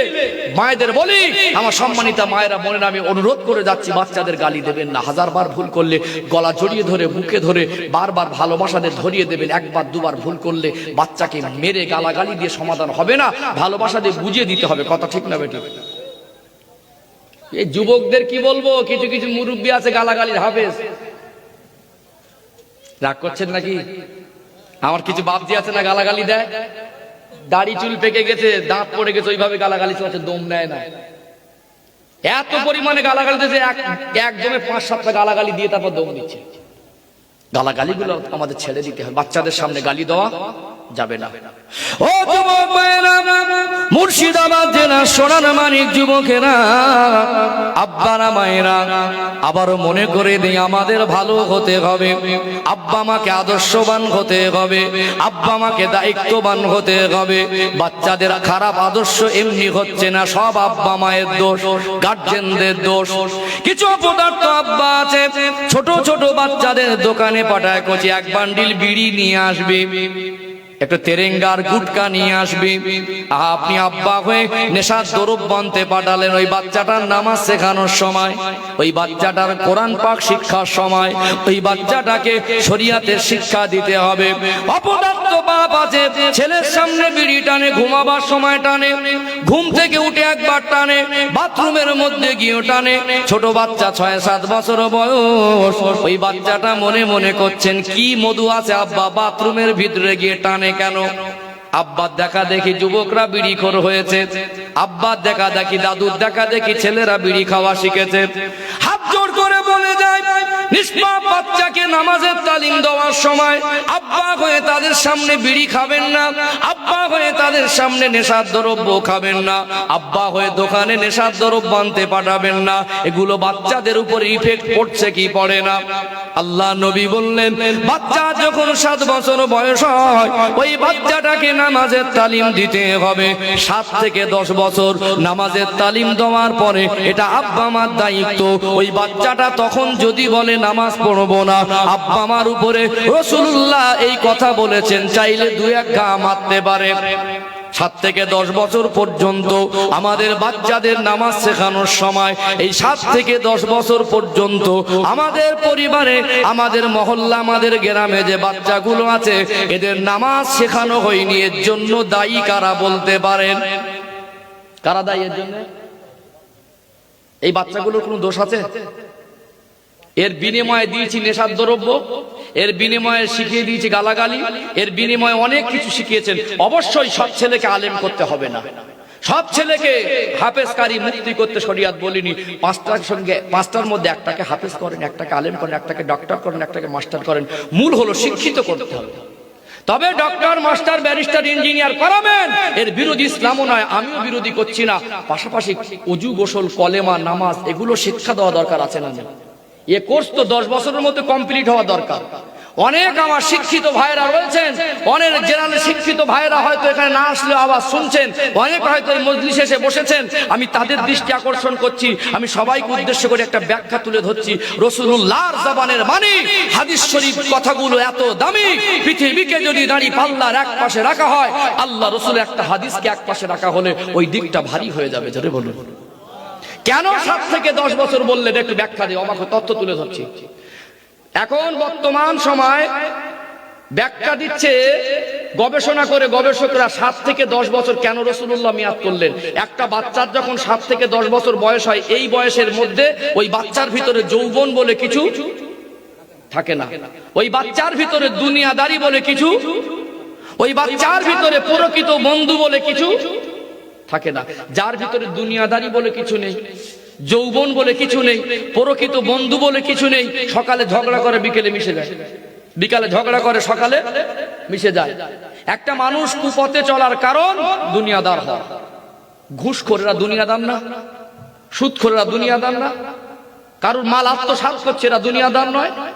ও বুঝে সুঝে সজ্ঞানে একটা মানুষ কুপথে চলার কারণ তার যৌবনের তাড়না।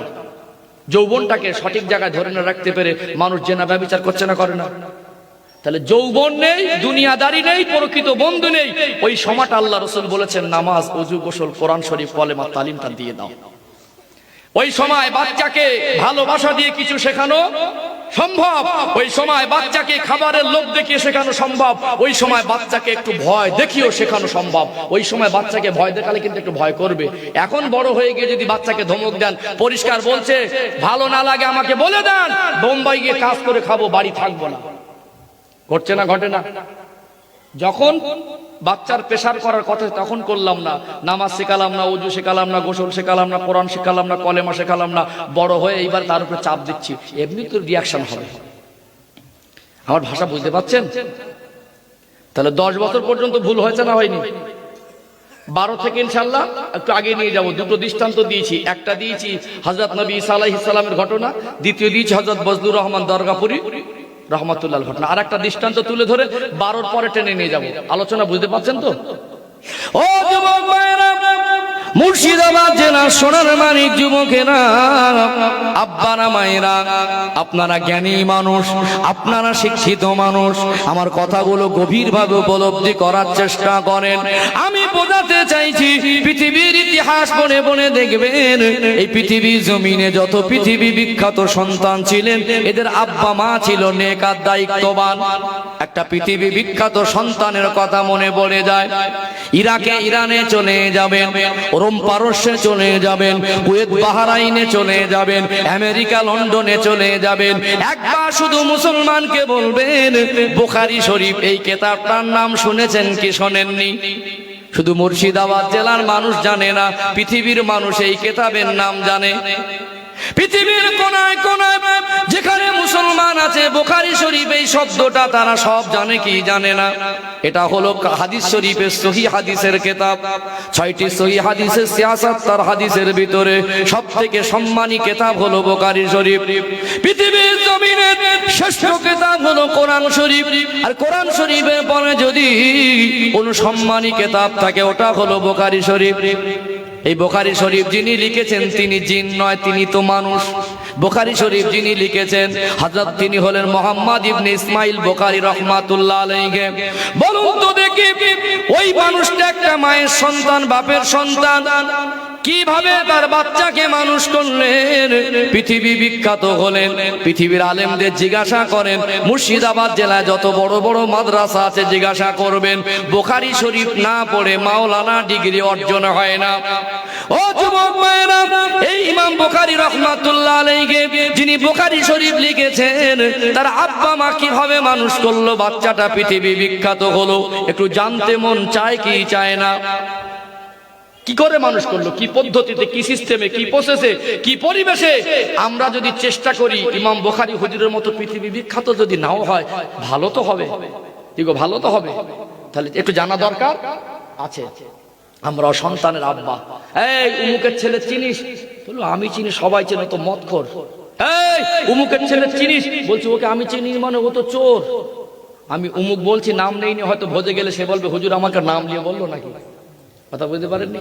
আমাদের সন্তানদের মদখোর নামে চেনে, চোর নামে চেনে, লম্পট নামে চেনে, চিটিংবাজ নামে চেনে, ধোকাবাজ নামে চেনে। আর ইমাম বুখারী হুজুরের আব্বা মা সন্তান, যিনি পৃথিবীর মানুষের কাছে অন্তরে মহব্বতের সঙ্গে জায়গা পেলেন, আল্লাহর ওলি হযরত ইমাম বুখারী রাহমাতুল্লাহ আলাইহির নামটা পৃথিবীর মানুষ জানে। কথা ঠিক না বলি? ভালো নামে জানে না খারাপ নামে জানে? ভালো নামে জানে। আমরাও তো মানুষ করছি, আমরাও তো আব্বা মা, আর তার আব্বা মা কিভাবে মানুষ করেছে একটু জানা দরকার আছে, আছে না নেই? আমি কিন্তু সমাজ গঠনমূলক কথা বলছি, কিভাবে সমাজ পরিবর্তন হয় সেই চিন্তাধারা মাথায় নিয়ে বোঝাবার চেষ্টা করছি। কোথায় আমাদের ঘাটতি, ভুলের কারণেই তো সমাজে অবনতি। আমাদের বাচ্চারা কেন বেনামাজি এটাই ভাবাচ্ছি, আমাদের বাচ্চারা কেন মদ খাবে এটাই ভাবাচ্ছি, আমাদের বাচ্চারা কেন নিজের সন্তান আব্বার গলা ধাক্কা দেবে, নিজের সন্তান মাকে কাঁদাবে, এটাই কিন্তু বোঝাচ্ছি। আমি হাজারো বলে যাব সন্তানেরা মার সঙ্গে ঝগড়া করো না, গ্যারান্টি নেই যে কথাটা মেনে নিয়ে ভালো হবে। তবে যদি প্রথম থেকে কোথায় ওর গন্ডগোল, সেই রোগগুলো তুলে ধরে ট্রিটমেন্ট করি, আল্লাহ চাইলে সমাজটা আস্তে আস্তে পরিবর্তন হবে। আল্লাহ কবুল করেন, বলুন আল্লাহুম্মা আমিন। ও যুবক ভাইরা, মুর্শিদাবাদ জেলার সোনার মানিক যুবকেরা, আব্বারা মায়েরা, কেমন ছিলেন ইমাম বুখারীর হুজুরের আব্বা মা? আমরা তো আব্বা মা, আমাদের আদর্শ কেমন? আর ইমাম বুখারী হুজুর আব্বা মার আদর্শ কেমন একটু উপলব্ধি করুন, অবাক হয়ে যাবেন। আল্লাহর ওলি হযরত ইমাম বুখারী রাহমাতুল্লাহ আলাইহি ছোটবেলা জীবনী তুলে ধরছি। ইমাম বুখারী রাহমাতুল্লাহ আলাইহি তখন ছোট বাচ্চা, চোখের দৃষ্টি শক্তির সমস্যা। একটা বাচ্চা যদি অন্ধ হয়, একটা বাচ্চা যদি চোখে কিছু দেখতে না পায়, আব্বা আমার মনে কষ্ট হবে কি হবে না? বাচ্চা চোখের দৃষ্টি শক্তির সমস্যা। এখন আপনাদের মনে প্রশ্ন আসছে, যে বাচ্চাটা চোখের দৃষ্টি শক্তির সমস্যা ছিল, ওই বাচ্চাটা কি করে পৃথিবী বিখ্যাত হলো? মা ছিলেন নামাজি মা, মা ছিলেন পর্দানাসীনা মা, মা ছিলেন কোরআন পড়নেওয়ালি, তাহাজ্জুদ পড়নেওয়ালি মা। দুনিয়ার মানুষ ঘুমিয়ে যেত, হযরত ইমাম বুখারী রাহমাতুল্লাহ আলাইহির মা তাহাজ্জুদের নামাজে দাঁড়িয়ে যেতেন, গভীর রাতে নামাজ আদায় করে আল্লাহ পাকের দরবারে হাত দুখানা তুলতেন, অঝরে চোখ থেকে পানি ঝরে যেত।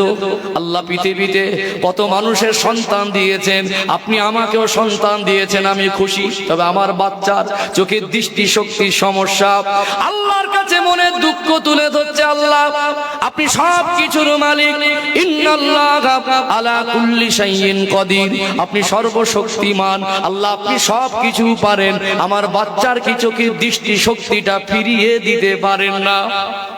মায়ের চোখের পানি, মা কাঁদে, একদিন কাঁদে, দুই দিন কাঁদে, আল্লাহর রহমত থেকে নিরাশ হয়ে যায় না।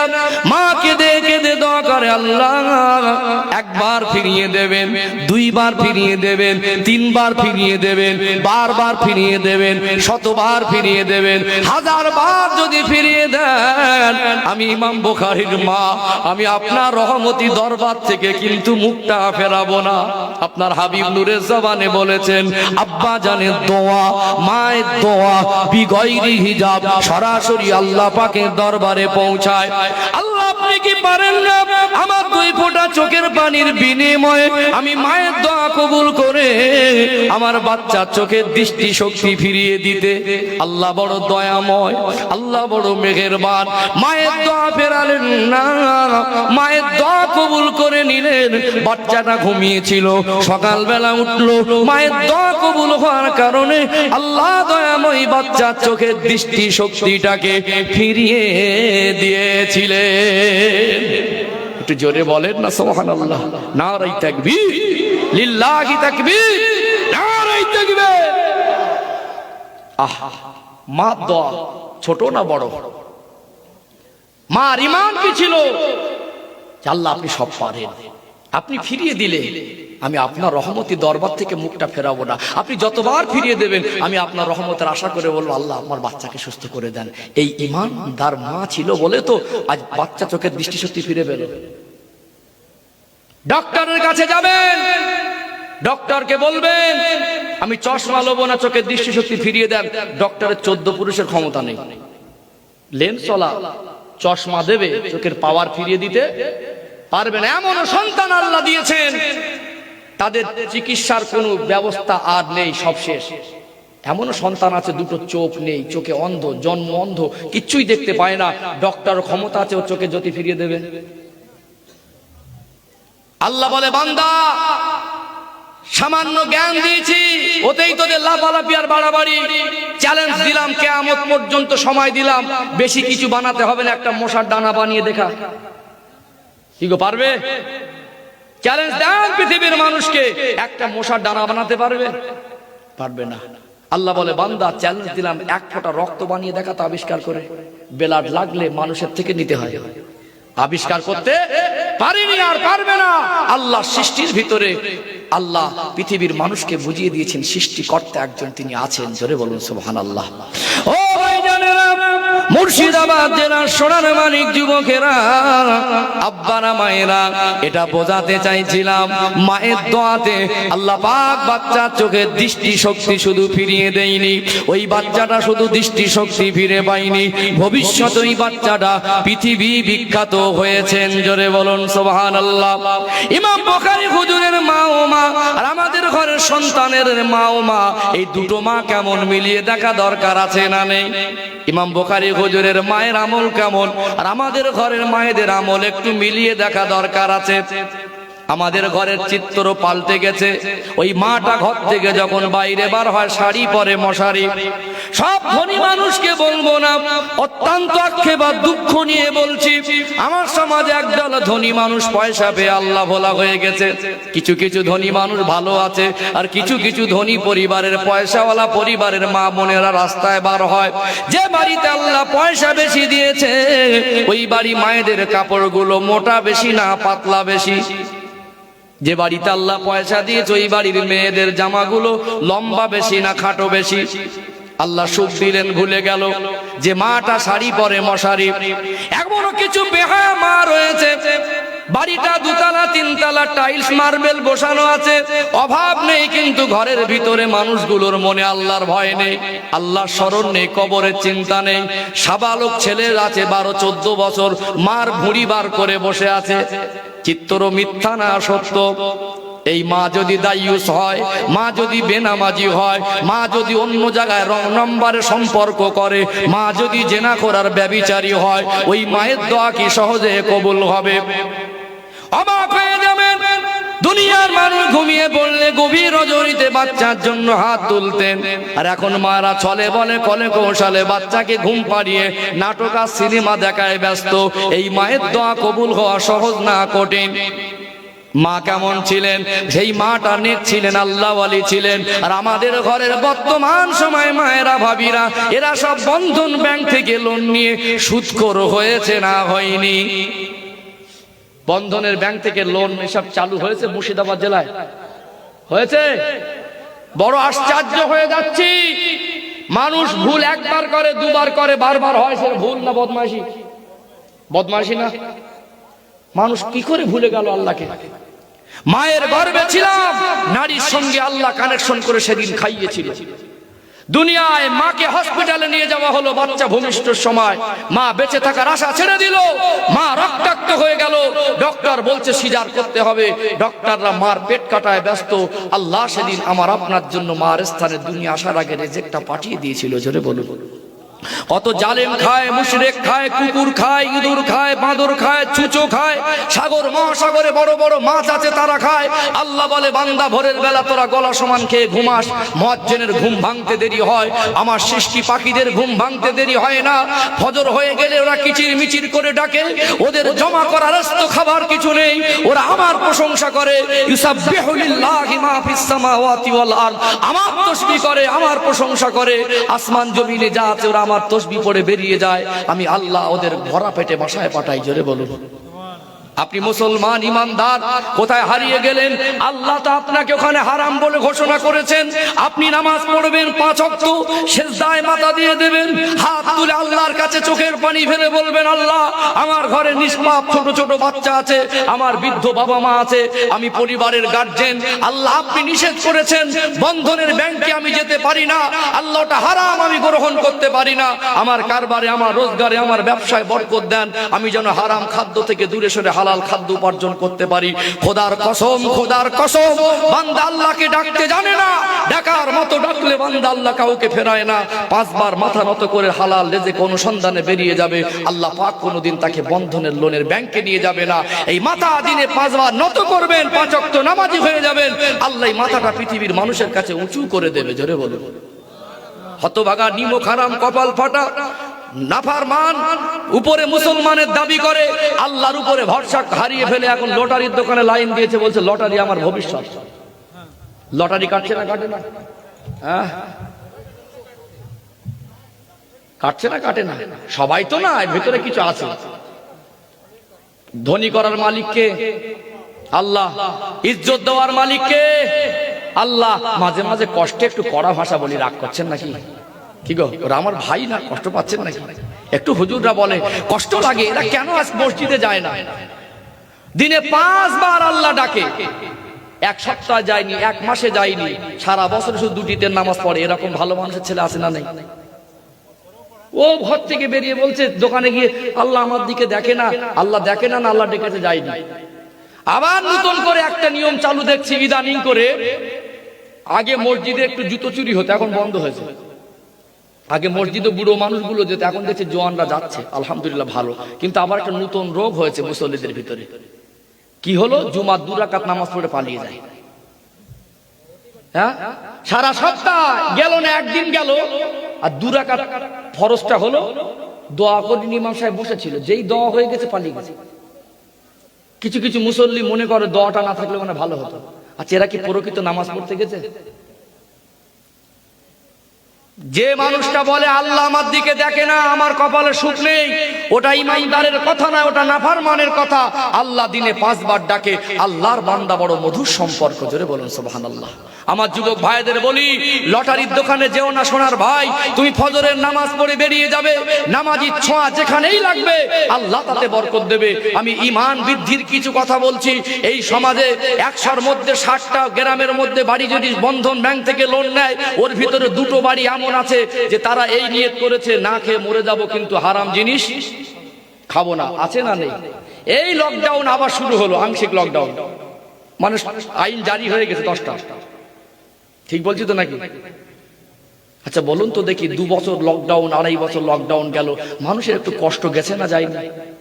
কেউ কি না খেয়ে আছেন? আপনাদের এই গ্রামের ভিতরে গঙ্গাদাস পাড়ার ভিতরে একটা ফ্যামিলি, একটা মানুষের নাম করেন তো, না খেয়ে আছে, খেতে পেয়েছে না পাইনি? অতএব এমনও লোক আছে বন্ধন ব্যাংকে যায়নি, সুদের টাকা নেয়নি, তার অন্তরে কার ভয় আছে? ওই লোকটা যতটা গরিব, এমন একটা লোক বন্ধন ব্যাংক থেকে লোন নিচ্ছে, এর থেকে অনেক সচ্ছল। এ যদি খেয়ে যদি দিন পার করে, তোমার থেকে গরিব, আল্লাহর থেকে তো তোমাকে দিয়েছে, তুমি একটা কিস্তি মিটে গেলে আবার একটা মিটে গেলে আবার একটা, তুমি এইভাবে নিচ্ছ, এটা কি করে হয়? নিশ্চয়ই তোমার আল্লাহর উপরে ভরসা নেই। আল্লাহর উপরে ভরসা হারিয়ে গেলে আল্লাহ কিন্তু গজব দেবে। কোথায় হারিয়ে গেলাম? আল্লাহর বান্দা মধুর সম্পর্ক। যুবক ভাইরা, আল্লাহর কাছে মাথা নত করো। বন্ধনের ব্যাংকে লাইন দেওয়া জাতি নয়, শ্রেষ্ঠ জাতি, সম্মানী জাতি, মাথা উঁচু করে বেঁচে থাকা জাতি। জোরে বলুন। এই জাতিকে আল্লাহ এমন সম্মান দিয়েছেন, এই জাতির চোখের পানি জমিনে পড়ার আগে আল্লাহ ওটাই ফয়সালা করে। জোরে বলুন। এই জাতি ইমানদার মুসলমান যদি আল্লাহর হয়ে যাবে, রাসূলুল্লাহর হয়ে যাবে, আল্লাহকে আর রাসূলকে মেনে নিয়ে জীবন তৈরি করবে, এর ভিতরে আল্লাহ একটা পাওয়ার দেবে, ওটা হলো ঈমানি পাওয়ার। দুনিয়ার বন্দুকের পাওয়ার, কামানের পাওয়ার, অ্যাটম বোমের পাওয়ার, পরমাণু শক্তির পাওয়ার, রাজার পাওয়ার, বাদশার পাওয়ার, পুলিশি পাওয়ার, নেতার পাওয়ার, দুনিয়ার সরকারি পাওয়ার, একজন প্রকৃত ইমানদারের কাছে যে ইমানি পাওয়ার থাকে, দুনিয়ার সব পাওয়ার আল্লাহ ইমানদারের কদমে নত করে দেয়। জোরে বলুন। বহু নজির আছে, বহু দৃষ্টান্ত আছে, চ্যালেঞ্জ করার মতো দৃষ্টান্ত। আল্লাহর ওলি হিন্দুস্তানের বাদশা খাজা মাইনুদ্দিন চিশতি আজমিরি রহমাতুল্লাহ আলাইহি এসেছিলেন। অ্যাটম বোম, পরমাণু শক্তি নিয়ে আসেনি, তরোয়াল বন্দুক নিয়ে যুদ্ধ করতে আসেনি। তার কাছে লক্ষ লক্ষ সেনাবাহিনী ছিল না, ছিল স্বচ্ছ জীবন, হারাম থেকে বেঁচে থাকার মতো পবিত্র জীবন, হালাল পথে চলনেওয়ালা পবিত্র জীবন, রাসূলুল্লাহ দেখিয়ে দেওয়া সুন্নাত তরিকায় তৈরি করা পবিত্র জীবন, আল্লাহকে সন্তুষ্টির মতো সম্পদ ছিল। আল্লাহ তার ভিতরে ইমানি পাওয়ার দিয়েছিল, ওটা হলো সুপার পাওয়ার। তদানীন্তন সময়ের বাদশারা ইমানদারের কদমে নত হয়েছিল। জোরে বলুন, একটু মন খুলে বলেন। ইতিহাস বলছি, মিথ্যা নয়। যারা জ্ঞানী মানুষ, শিক্ষিত মানুষ, ভিন্ন দলমত থাকতে পারে, বিতর্কিত কথাবার্তা আমি বলি না। এখন মিলেমিশে থাকতে হবে। দলমত মনের কাছে আপনি করুন। যে ফুরফুরা যায় তাকে যেতে দেন, যে জামাতে যায় তাকে রেখে দেন, যে বুকে হাত বাঁধে তাকে বাঁধতে দেন। ওই নিয়ে মারামারি করার সময় এখন নেই। যেই দল করেন জামাত ছাড়া জান্নাত পাবেন না, যেই দল করেন হালাল পথে না চলে জান্নাত পাবেন না। আল্লাহর আদেশ আর নিষেধটা মানতে হবে। এই সামান্য বিষয় নিয়ে আমরা মারামারি করলে আল্লাহর রহমত হবে না, আমাদের উপরে গজব হবে। কথা ঠিক না বেঠিক? কষ্ট লাগে, গ্রামে ঝামেলা, গ্রামে মারামারি, মসজিদ ভাগাভাগি, এ জাতির উপরে গজব হবে না তো কাদের উপরে হবে? ভাই ভালো লাগে তুই বুকে হাত বাঁধ না, না লাগে ছেড়ে দে না। ভালো লাগে জামাতে যাচ্ছে যাক না, ফুরফুরা যাচ্ছে যাক না, তোমার ভালো লাগে না ওটা করা। কথা ঠিক বললাম না ভুল বললাম? ঝগড়া বাঁধানো কথা বলার সময় আর আছে? আমরা ইমানদার, ইমান হারা হয়ে যাচ্ছি সেই চিন্তা নেই। মসজিদে গিয়ে মারামারি হচ্ছে। আল্লাহ হেদায়েত দেন, বুঝ দেন, বলুন আল্লাহুম্মা আমিন। ইমান বাড়ার কিছু কথা বলছিলাম। আল্লাহর ওলি হিন্দুস্তানের বাদশা খাজা মাইনুদ্দিন চিশতি আজমিরি হুজুরের জন্য যখন পানি বন্ধ করে দেওয়া হয়েছিল, একটা লোটা বুড়ালে আল্লাহ পাক আনা সাগরের পানিটা লোটার মধ্যে ভরে দিয়েছিলেন। জোরে বলুন। আমরা সেই জাতি যে জাতির লোটার মধ্যে আল্লাহ আনা সাগরের পানি ভরে দিতে পারে। তদানীন্তন সময়ের বাদশা পিতৃরাজ মনে করলো ইমানদার কি, মুজিজা কি, ওলিদের কারামাত কি, তখন এই রকম ধারণা মানুষের ছিল না। প্রাথমিকভাবে সব ইসলামের বাতি জ্বলছে। অতএব সেই সময় অন্য ধর্মাবলম্বী তাদের চিন্তাধারা ছিল এরা অলৌকিক ঘটনা মানে জাদু। বাদশাহ পিতৃরাজ মনে করলো মনে হয় বড় জাদুকর হবে। অতএব জাদুকরকে পরাজিত করতে গেলে কি দরকার? জাদুকর দরকার। সব থেকে বড় জাদুকরকে ভাড়া করে আনা হলো, পুরস্কার পাবে, ইনাম পাবে, পুরস্কৃত করা হবে, রাজ দরবার থেকে সম্মানিত করা হবে। ওই ফকির জাদুকরকে পরাজিত করতে হবে। আসলে জাদুর পাওয়ার না ইমানি পাওয়ার? ইমানি পাওয়ার। শেষ পর্যায়ে কি হলো? সমস্ত জাদুর ক্ষমতাগুলো ইমানি পাওয়ারের কাছে নত হয়ে গেল, উড়ে পালাতে লাগলো। আল্লাহর ওলি একজন ইমানদার বলেছিলেন পায়ের খড়মকে নামিয়ে নিয়ে আয়। আমরা সেই জাতি যে জাতির খড়মেরও পাওয়ার হয়, আর সেই জাতি যদি অন্য জাতির পায়ের ধুলো হয়ে লগরানি খায়, বুঝতে হবে এদের উপরটা ইমানদার, ভিতরটা কিন্তু হারামখোর। গজব হবে, রহমত হবে না।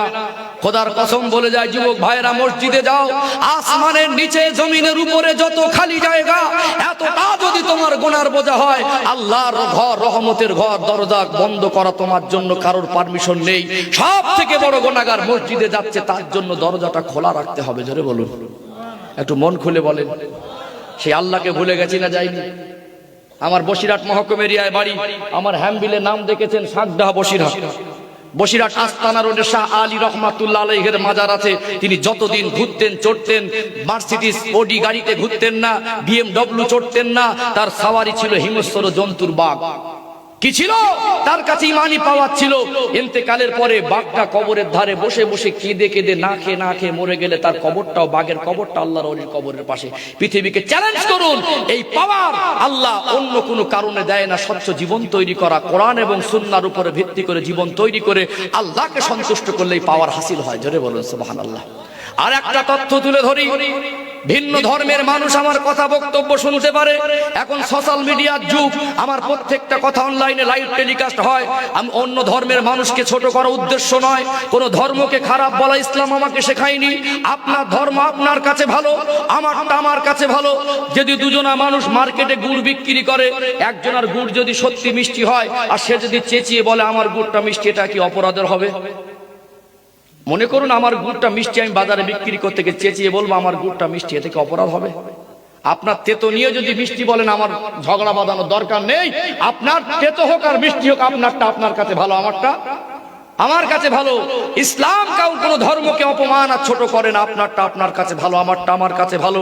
একটা কথা বলি, পৃথিবীকে চ্যালেঞ্জ করুন। আজও মক্কা মদিনা জমিন খুললে যারা আল্লাহর হয়ে, রাসূলুল্লাহর হয়ে ইসলামের জন্য জান দিয়েছেন, এরা মরা নয়, এরা মরা নয়, এরা হলো শহীদ। জোরে বলুন সুবহানাল্লাহ। আজও 1400 বছর পরে, কখনো 1000 বছর পরে কোন জায়গায় মাটি খনন করতে গিয়ে আল্লাহ নবী সাহাবাদের লাশ তরতাজা টাটকা পাওয়া গেছে। জোরে বলুন। পৃথিবীতে যত ধর্ম আছে, কোন ধর্মাবলম্বীর লাশ টাটকা পাওয়া যাবে না, যাবে না, যাবে না। This is my challenge.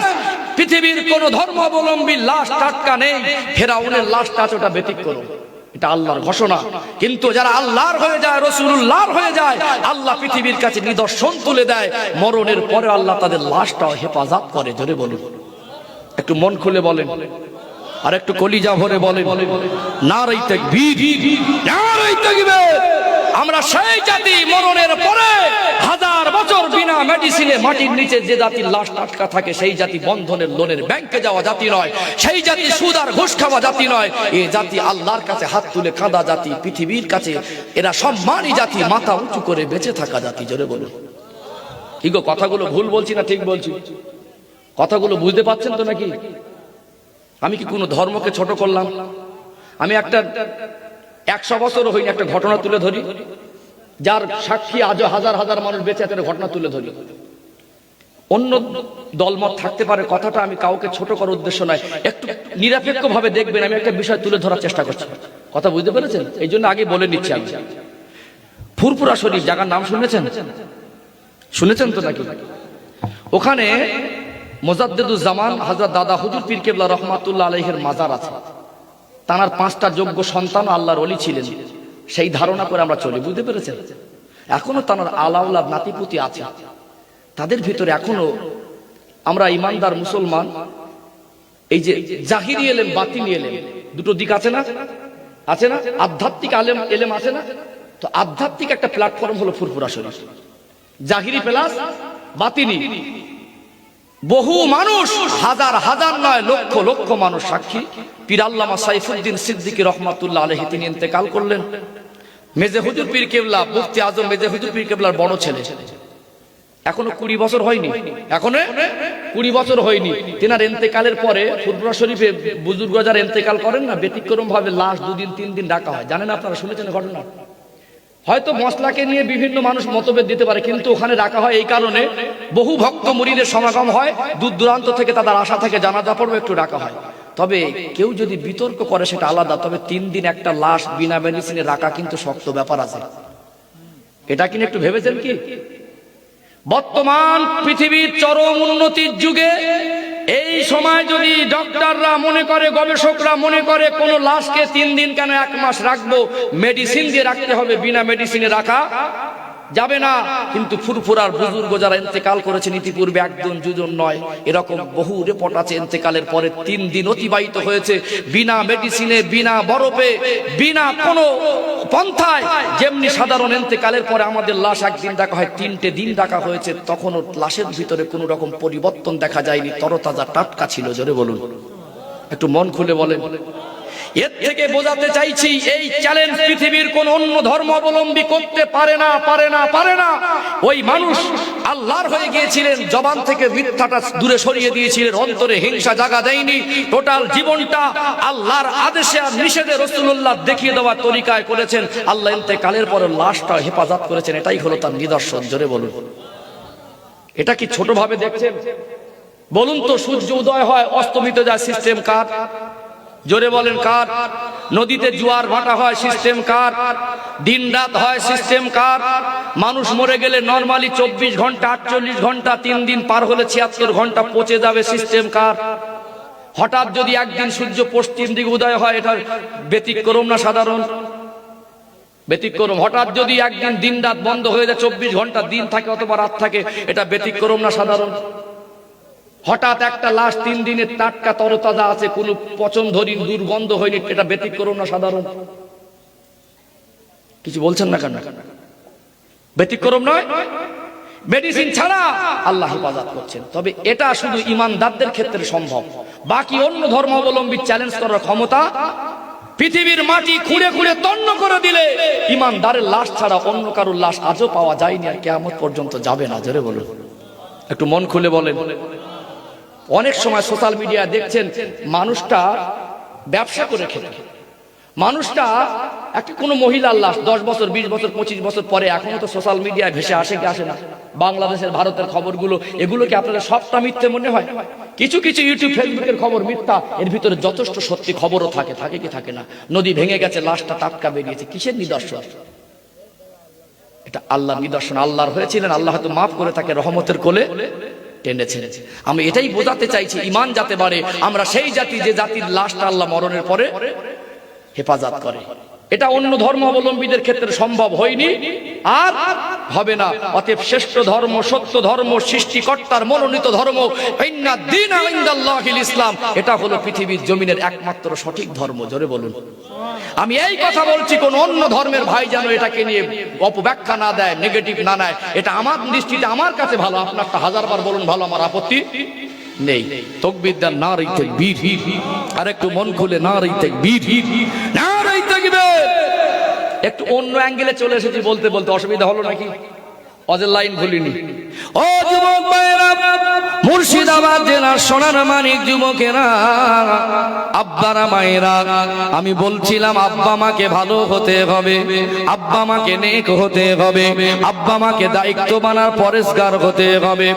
আল্লাহর ওলি হযরত ইমাম বুখারী হুজুরের জীবনী তুলে ধরছিলাম। ছোটবেলায় দৃষ্টিশক্তির সমস্যা ছিল, আল্লাহ পাক মায়ের দোয়া কবুল করে বাচ্চার চোখের দৃষ্টিশক্তি ফিরিয়ে দিয়েছিলেন। আমি মায়েদের বলি, ভাবিদের বলি, আমার সম্মানিত মায়েরা, বোনেরা, আপনারা পর্দায় থাকুন, আপনারা নামাজ পড়ুন, আপনারা বন্ধনের লোনের ব্যাংকে যাবেন না, কোরআন তেলাওয়াত করুন। মায়ের মতো মা যদি হন, আপনাদের দোয়া আল্লাহ আজও কবুল করবেন। জোরে বলুন সুবহানাল্লাহ। শুধু মাকে ভালো হতে হবে এই নয়, পাশাপাশি আব্বাকেও ভালো হতে হবে। আমি মায়েদের কিছু কথা বলছিলাম, অনেক আমার সম্মানিত ভাইরা রয়েছেন মনে মনে করছেন মায়েদের বলছে ভালো লাগছে। ইমাম বুখারী হুজুরের মায়ের কথা শুনলেন, আব্বা কেমন ছিল আমাদের জানতে মন চায় কি চায় না? শুধু মা ভালো হতে হবে এমন না, আব্বাকে ভালো হওয়া দরকার। আমরাও আব্বা, আর ইমাম বুখারী হুজুরের আব্বাও ছিলেন আব্বা। আমরা কেমন আর ওই আব্বাটা কেমন একটু জানতে মন চায় কি চায় না? আল্লাহর ওলি ইমাম বুখারী রহমাতুল্লাহ আলাইহির আব্বার নাম হলো ইসমাইল বুখারী রহমাতুল্লাহ আলাইহি। ইন্তেকালের আগে তিনি মুমূর্ষ অবস্থা, কষ্ট পাচ্ছেন, বিছানা সজ্জা। শরিয়াত বলছে মানুষ যখন মুমূর্ষ অবস্থায় থাকে তাকে কলেমা শরীফের তালকিন দাও। কলেমা শরীফের তালকিন দাও মানে হলো মাথার ধারে জোরে জোরে বলা, হুকুম করা যাবে না, কলেমা পড়ো, কলেমা পড়ো, এই হুকুম করাটা তালকিন নয়। আদবের সম্মানে কানের ধারে বসে বসে কলেমা শরীফ শোনাতে হবে। কেননা মৌতের কষ্ট অনেক বড় কষ্ট, মৌতের যন্ত্রণা বড় যন্ত্রণা। আল্লাহ নবী বললেন মৌতের কষ্ট এত কষ্ট মানুষ কখনো বর্ণনা দিতে পারে না। ওই মানুষ যদি আগে থেকে জানতে পারতো মৌতের কষ্ট, না খেয়ে না দে চিন্তায় শুকিয়ে যেত। ও যুবক মায়েরা, আপনারা মায়েরা, মৌতের কষ্ট বড় কষ্ট। ওই সময় যদি কাউকে বারবার বলা হয় কলেমা পড়ো, কলেমা পড়ো, বিরক্তি বোধ করে হয়তো মনে বলল পড়বো না, ঈমান হারা হয়ে যেতে পারে। আর কষ্টের সময় কানের দ্বারে যদি কলেমা শরীফ শোনানো হয়, ওই মানুষটা জবান দিয়ে পড়তেও যদি না পারে, মনে মনে যদি অসুস্থ অবস্থায় ওটাকে সমর্থন করে, আল্লাহর কাছে কলেমা পড়ার মধ্যে শামিল হয়ে যাবে। ও যুবক মায়েরা, মুর্শিদাবাদ জেলার সোনার মানিক যুবকেরা, আব্বারা মায়েরা, এই জন্য কলেমা শরীফের তালকিন দেওয়া মনে কলেমা শরীফ শোনানো। ইমাম বুখারী হুজুর আব্বা মুমূর্ষ অবস্থায় আত্মীয় স্বজন প্রতিবেশী দেখতে এসেছেন। কোন মানুষ অসুস্থ বিছানা সজ্জা হয়ে গেলে প্রতিবেশী আত্মীয়রা দেখতে আসে কি আসে না? মাথার ধারে ঘিরে বসে আছে, কেউ বা কাঁদে, চোখের পানি ফেলে। আল্লাহর ওলি ইমাম বুখারী হুজুরের আব্বা কখনো হুঁশ আর কখনো বেহুশ। একটা হালাত এসে গেলেন, তিনি নেক মানুষ ছিলেন, পরেশগার মানুষ ছিলেন, আল্লাহওয়ালা মানুষ ছিলেন। একটা হালাতে এসে আওয়াজ করেছিলেন তিনবার লা। তার ভাষা ছিল আরবি, লা লা বলে তিনবার আওয়াজ করলেন। লা মানে বাংলায় মানে হলো না, না না না। এই তিনবার আওয়াজ করার পরে আত্মীয় স্বজন বংশ মুরিদারেরা মনে করতে লাগলেন হুজুর কেন না না বলছেন, আগেও কিছু না পরেও কিছু না, নিশ্চয়ই মনে হয় কিছু একটা বোঝাতে চাইছেন। মনে মনে করছেন কি বলতে চাইছে, যদি একটু শুনতাম ভালো লাগতো। আর ওই সময় শুধু না না বলছে, কিছু জানাতে চাইছে, বোঝাতে চাইছে, ওটা তো সবার আগ্রহ জাগে কি বলে। বেশ কিছুক্ষণ অতিবাহিত হয়ে গেল, মানুষটা একটু স্বস্তি বোধ করলেন। ইসমাইল বুখারী হুজুরকে এবারে জিজ্ঞাসা করা হচ্ছেন, হুজুর শুধু না বলেছেন, আগে পিছে কিছু না, ওটা তিনবার বললেন, কেন বললেন বুঝতে পারি না। আল্লাহর ওলি হযরত ইসমাইল বুখারী চোখটা খুলে খুলে দেখছেন, আত্মীয় প্রতিবেশীরা সব মাথার দ্বারে দাঁড়িয়ে দাঁড়িয়ে কাঁদছেন, ভক্ত মুরিদানেরা মাথার দ্বারে দাঁড়িয়ে দাঁড়িয়ে কাঁদছেন। ইসমাইল বুখারী হুজুর বলছেন, আমার প্রতিবেশীরা, মনে হয় আমি বেশিক্ষণ দুনিয়ায় থাকবো না, আমার মনে হয় আল্লাহর ডাকে সাড়া দিয়ে দুনিয়া ছেড়ে চলে যাব। আমার শরীরে কষ্ট হচ্ছে, আমি বিছানা শয্যা হয়ে আমার মনে একটা খেয়াল উদয় হলো, আমি আল্লাহর সামনে যেন দাঁড়িয়ে গেলাম। আল্লাহ পাক যদি আমাকে হিসাব চায়, আল্লাহ পাক যদি জিজ্ঞাসা করে, ও ইমাম বুখারীর আব্বা, ও ইসমাইল বুখারী, দুনিয়ায় কি ইবাদত করেছো? আল্লাহর ওলিদের কি চিন্তা দেখুন, ইন্তেকালের সময় বিচারে কি জবাব দেবো সেই চিন্তা মনে উদয় হলো। আল্লাহর ওলি বলতেছেন, আল্লাহ যদি জিজ্ঞাসা করে কি আমল করে এসেছো, উনি ওই অসুস্থ অবস্থায় এটাই খেয়াল করছেন, মনে করছেন আল্লাহর সামনে দাঁড়িয়ে আছি। আল্লাহ যদি জিজ্ঞাসা করে কি এনেছো, কি আমল করেছো, ওই দিন বলবো আল্লাহ নামাজ পড়েছিলাম, রোজা রেখেছিলাম, জিকির করেছিলাম, দরুদ শরীফ পড়েছিলাম, দান খায়রাত করেছিলাম, বহু নেক কাজ করেছি, কোন আমল খাঁটি আমি বলতে পারবো না। ও রব্বুল আলামিন আল্লাহ, একটা ইবাদত আমার খাঁটি, একটা আমল আমার খাঁটি। আমি ইসমাইল বুখারীর জীবনের একটা আমল আমার সলিড, ওটা হলো আমার জানা মতে আমার রোজগারের ভিতরে, আমার ইনকাম অফ সোর্সের ভিতরে সামান্য যাররা হারাম সম্পদ ঢোকাইনি। জোরে বলুন, আরো জোরে বলুন সুবহানাল্লাহ। আল্লাহ যদি জিজ্ঞাসা করে তুমি ঠিক বলছো, এই সময় তিনি আবেগে লা লা লা বলেছিলেন, না আল্লাহ, আমার জানা মতে না আমার সম্পদের ভিতরে সামান্য যাররা কোনো হারাম সম্পদ ঢোকাইনি। জোরে বলুন সুবহানাল্লাহ। অতএব কিতাবের ভিতরে এসেছে দোয়া কবুলের শর্ত হলো হালাল খাদ্য খেতে হয়। ইমাম বুখারী হুজুরের মায়ের দোয়া কবুল হওয়ার পিছনে অন্যতম কারণ ছিল তার আব্বা রোজগার ছিল 100% হালাল। আমরা যতগুলো মানুষ আমরা আছি বুকে হাত দিয়ে বলতে পারবো না আমাদের রোজগার হালাল না হারাম, বলা যাবে? অনেক ধনী মানুষ আছেন, আমার কথাটা যেন নেগেটিভ ভাবে না নেয়, সমাজের চিত্র খুব করুন। একটা মানুষ বিপদে পড়ে কারোর দ্বারস্থ হয়েছে, চোখ বন্ধ করে বলছে 30,000 টাকা লাগবে। ঘুষ চলছে না চলে না? চলছে না? একটু যদি ভাবা যায় দেখা যাবে ওই লোকটাকে আল্লাহ এত টাকা দিয়েছে, ওর উপরে যাকাত ফরজ। যে মানুষটা বিপদে পড়ে ওর কাছে এসেছে, ওর টাকা জাকাতের টাকাকে দেওয়া দরকার ছিল, এ দিন আনা দিন খাওয়া, তার কাছে চোখ বন্ধ করে বলছে আমার 30,000 টাকা না দিলে সে কাজ হবে না। ঘুষ চলছে না চলে না? যে নিরীহ মানুষের উপরে নিজের থেকে অর্থ দেওয়া দরকার, তার থেকে যদি 20-30 করে ঘুষ নেই, এ জাতির উপরে আমফান হবে না, ঘূর্ণিঝড় হবে না, অমিক্রণ করোনা ভাইরাস হবে না, তো কাদের উপরে হবে? আগে এত বড় বড় হারাম খোর ছিল না, আর এত বড় বড় গজব ছিল না। এখন হারাম খোরের কোয়ালিটি ফুল হারাম খোর হয়ে গেছে সমাজে। কত মানুষ অসহায় নিরীহ গরিবের জায়গা বাপের জায়গা মনে করে দখল করে দোকান বাজার খাড়া করে দিয়েছে। আপনাদের মুর্শিদাবাদ জেলার উদ্দেশ্য করে বলছি না, সমাজে আছে না নেই? একটা নিরীহ মানুষের জায়গা জোর করে দখল করলে, দোকান করলে হারাম হবে না হালাল হবে?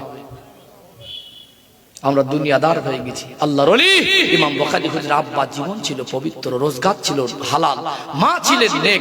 ওই পরিবারে আল্লাহ অন্ধ সন্তান দিল, আব্বা মার নেক কাজের বদলা, আব্বা মার দোয়ার ওসিলায় আল্লাহ পাক বাচ্চা শুধু চোখের দৃষ্টি শক্তি ফিরিয়ে দেয়নি, পৃথিবী বিখ্যাত বানিয়ে দিয়েছিলেন। জোরে বলুন, আর একটু মন খুলে বলে।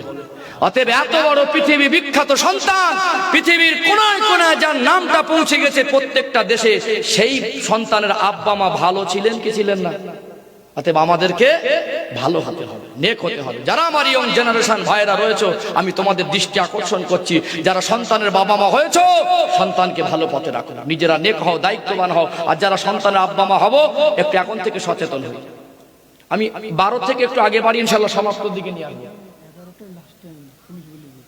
আচ্ছা, আলহামদুলিল্লাহ আলহামদুলিল্লাহ, সংবাদ এসেছে মোটামুটি 11টা পর্যন্ত চালানো যাবে। যেহেতু আমরা ইমানদার মুসলমান, মানুষ আমাদের বদনাম করার চেষ্টা করে, আসলে আল্লাহ আমাদের হেফাজত করনেওয়ালা আছে। এ জাতির উপরে গজব হলে আল্লাহ, এ জাতির উপরে চক্রান্ত হলে আল্লাহ গজব দেবেই দেবে। কি গো, এনআরসি হচ্ছিল না? বুঝতে পারেননি? এনআরসি হচ্ছিল না? আল্লাহ এনআরসি করছে, কাদের খবর নেন? মানুষকে এনআরসি করে দেশ তাড়াবে যারা দেশের সত্যিকারের নাগরিক। আল্লাহ এখন খুঁটে খুঁটে তাদের এনআরসি করছে। গাড়ির ভিতর থেকে বেরোয় না, বার হও, কাঁচ খোলো, মাস্ক খুলে বার হও। কোথায় পালিয়ে যাবে? যত ভয় করেছে, ডবল মাস্ক পরেছে, করোনা ভাইরাস তার কাছে পৌঁছে গেছে। আল্লাহ সৈন্য ছোট হয়, কাজ বড় হয়। ইমানদার আছে বলে দুনিয়া আছে, যদি ইমানদার দুনিয়ায় থাকবে না, সেদিন ইমানদারও না থাকলে দুনিয়াটাও থাকবে না। জোরে বলুন সুবহানাল্লাহ। এ জাতি কলেমা পড়া মানুষ আছে বলে দুনিয়া আছে। নরেন্দ্র মোদী ভারতবর্ষের জমিনে জন্ম নিয়ে ও যতটা অধিকার, একজন ভ্যান চালক, ভিক্ষুক, আদিবাসী, মুসলমান, দলিত, খ্রিস্টান, বৌদ্ধ যেই হোক, সে যদি এই ভারতে জন্ম গ্রহণ করে তার ততটাই অধিকার। দুনিয়ায় নিজের গদি টিকিয়ে রাখার জন্য সৎ মানুষ, নিরীহ মানুষ আল্লাহর প্রিয় বান্দাদের উপরে চক্রান্ত করলে আল্লাহ চক্রান্তের আন্ডারে কিন্তু পড়ে যাবে। এটা নতুন কিছু নয়, যুগে যুগে হয়েছে আর এখনো হচ্ছে, আর আগামীতে মানুষ দেখতে পাবে। ভরসা রাখতে হবে কার উপরে? আল্লাহর উপরে। মুসলমানদের আল্লাহ হেফাজত করেছে না করেনি? আল্লাহ যাদের বোঝাবাদ তাদের বুঝিয়ে দিয়েছে, আল্লাহ যাদের বোঝাবাদ তাদের ঠিক বুঝিয়ে দিয়েছে। আল্লাহ চাইলে সব কটাকে বেঁচে বেঁচে দিতে পারতো, কিছু নিদর্শন সবাই মিশিয়ে মিশিয়ে দিয়েছে। তবে করোনা ভাইরাস কাদের হয়েছে আমি খুলে বলবো না, আল্লাহ যাদের বোঝাবাদ তাদের বুঝিয়ে দিয়েছে। আমি বলি আমরা ইমানদার হয়ে যাই, আমরা পরেজগার হয়ে যাই, আল্লাহ সাহায্য সবসময় আমাদের সঙ্গে থাকবে। আর আমরা নাফরমান হয়ে গেলে আল্লাহর দয়া থাকবে না, গজব হবে। ও যুবক ভাইরা, মুর্শিদাবাদ জেলা সোনার মানিক যুবকেরা, আব্বারা মায়েরা, সমাজ কেন পরিবর্তন হয় না এই কথা আমি বোঝাচ্ছিলাম। সংক্ষেপে কিছু কথা উপস্থাপন করি। বলেছিলাম 10 বছর পর্যন্ত আব্বা মা ভুল করেছে। একটা সন্তান ছেলে হোক আর মেয়ে হোক, 11, 12, 13, 14 বছর বয়স হলে সাবালক আর সাবালিকা হয় কি হয় না? ওই ছেলে আর মেয়ে যৌবন জীবনে পদার্পণ করলো। স্বপ্ন দোষ হলে মাঝে মাঝে বিভিন্ন কারণে শরীরটা অপবিত্র, নাপাকি হয়ে যায়। অনেক ধনী ঘরের ছেলে মেয়ে, চাকরিজীবী ঘরের সন্তান গোসলের ফরজ যদি না জানে, সারাদিন যদি গোসলখানায় গিয়ে ইন্টারন্যাশনাল লাক্স সাবান মেখে, দামি দামি শ্যাম্পু মেখে 7 ঘন্টা ঠান্ডার সময় হিটারের গরম পানির ফোয়ারায় গোসল করে, আর গোসলের ফরজ যদি না জানে, ও শরীরটা পবিত্র হবে না, অপবিত্র থেকে যাবে। অত্যন্ত ভারাক্রান্ত হৃদয় নিয়ে বলি, আমরা আব্বা মা আল্লাহর কাছে কি মুখ দেখাবো? সন্তান বড় হলো, সন্তান সাবালিকা হলো, ওই সন্তানটা শরীর কিভাবে পবিত্র করতে হয় এতটুকু শিক্ষা দিলাম না। কোথায় হারিয়ে গেছি? এখন কিছু ছেলে আছে, এখন কিছু যুবক ভাইয়েরা আছে, এখন কিছু শিক্ষিত মানুষ আছে, এরা সাবালিকা মেয়েকে জামা পোশাক কিনে দিয়েছে শরিয়াতে যেটা হারাম। বিবিকে নিয়ে, বাচ্চাকে নিয়ে মার্কেটিং করতে গেল, 14 বছরের মেয়েকে বগল কাটা জামা কিনে দিয়েছে। এরকম ভদ্রলোক সমাজে আছে না নেই? আরো দুঃখের সঙ্গে বলি, আমার সমাজে সবাইকে বলবো না, কিছু শিক্ষিত মানুষ আছে, এরাও নোংরামি করছে। বিবিকে নিয়ে চলে যাচ্ছে কোথায়? গ্যাংটকে, চলে যাচ্ছে দার্জিলিং এ, চলে যাচ্ছে দীঘায়, চলে যাচ্ছে কলকাতা ইকো পার্কে, সেলফি তুলছে। বিবির শরীরটা অর্ধনগ্ন, মাথায় কাপড় নেই, পেটে পিঠে কাপড় নেই। একটা সাবালিকা মেয়েকে নিয়েছে, তার বুকে আর মাথায় ওড়না নেই। সেলফি তুলে দিয়ে বলছে এটা আমার ওয়াইফ। ফেসবুকে দিচ্ছে কি দেয় না? তোমার বিবিকে যদি পরপুরুষের সামনে তুমি স্বামী হয়ে তুলে দাও, ওই বিবির ছবির উপরে যদি 1000 যুবক নজর দেয়, ওই 1000 যুবকের যত গুনাহ হবে সমপরিমাণে গুনার ভাগীদার তোমাকে একাকেই হতে হবে।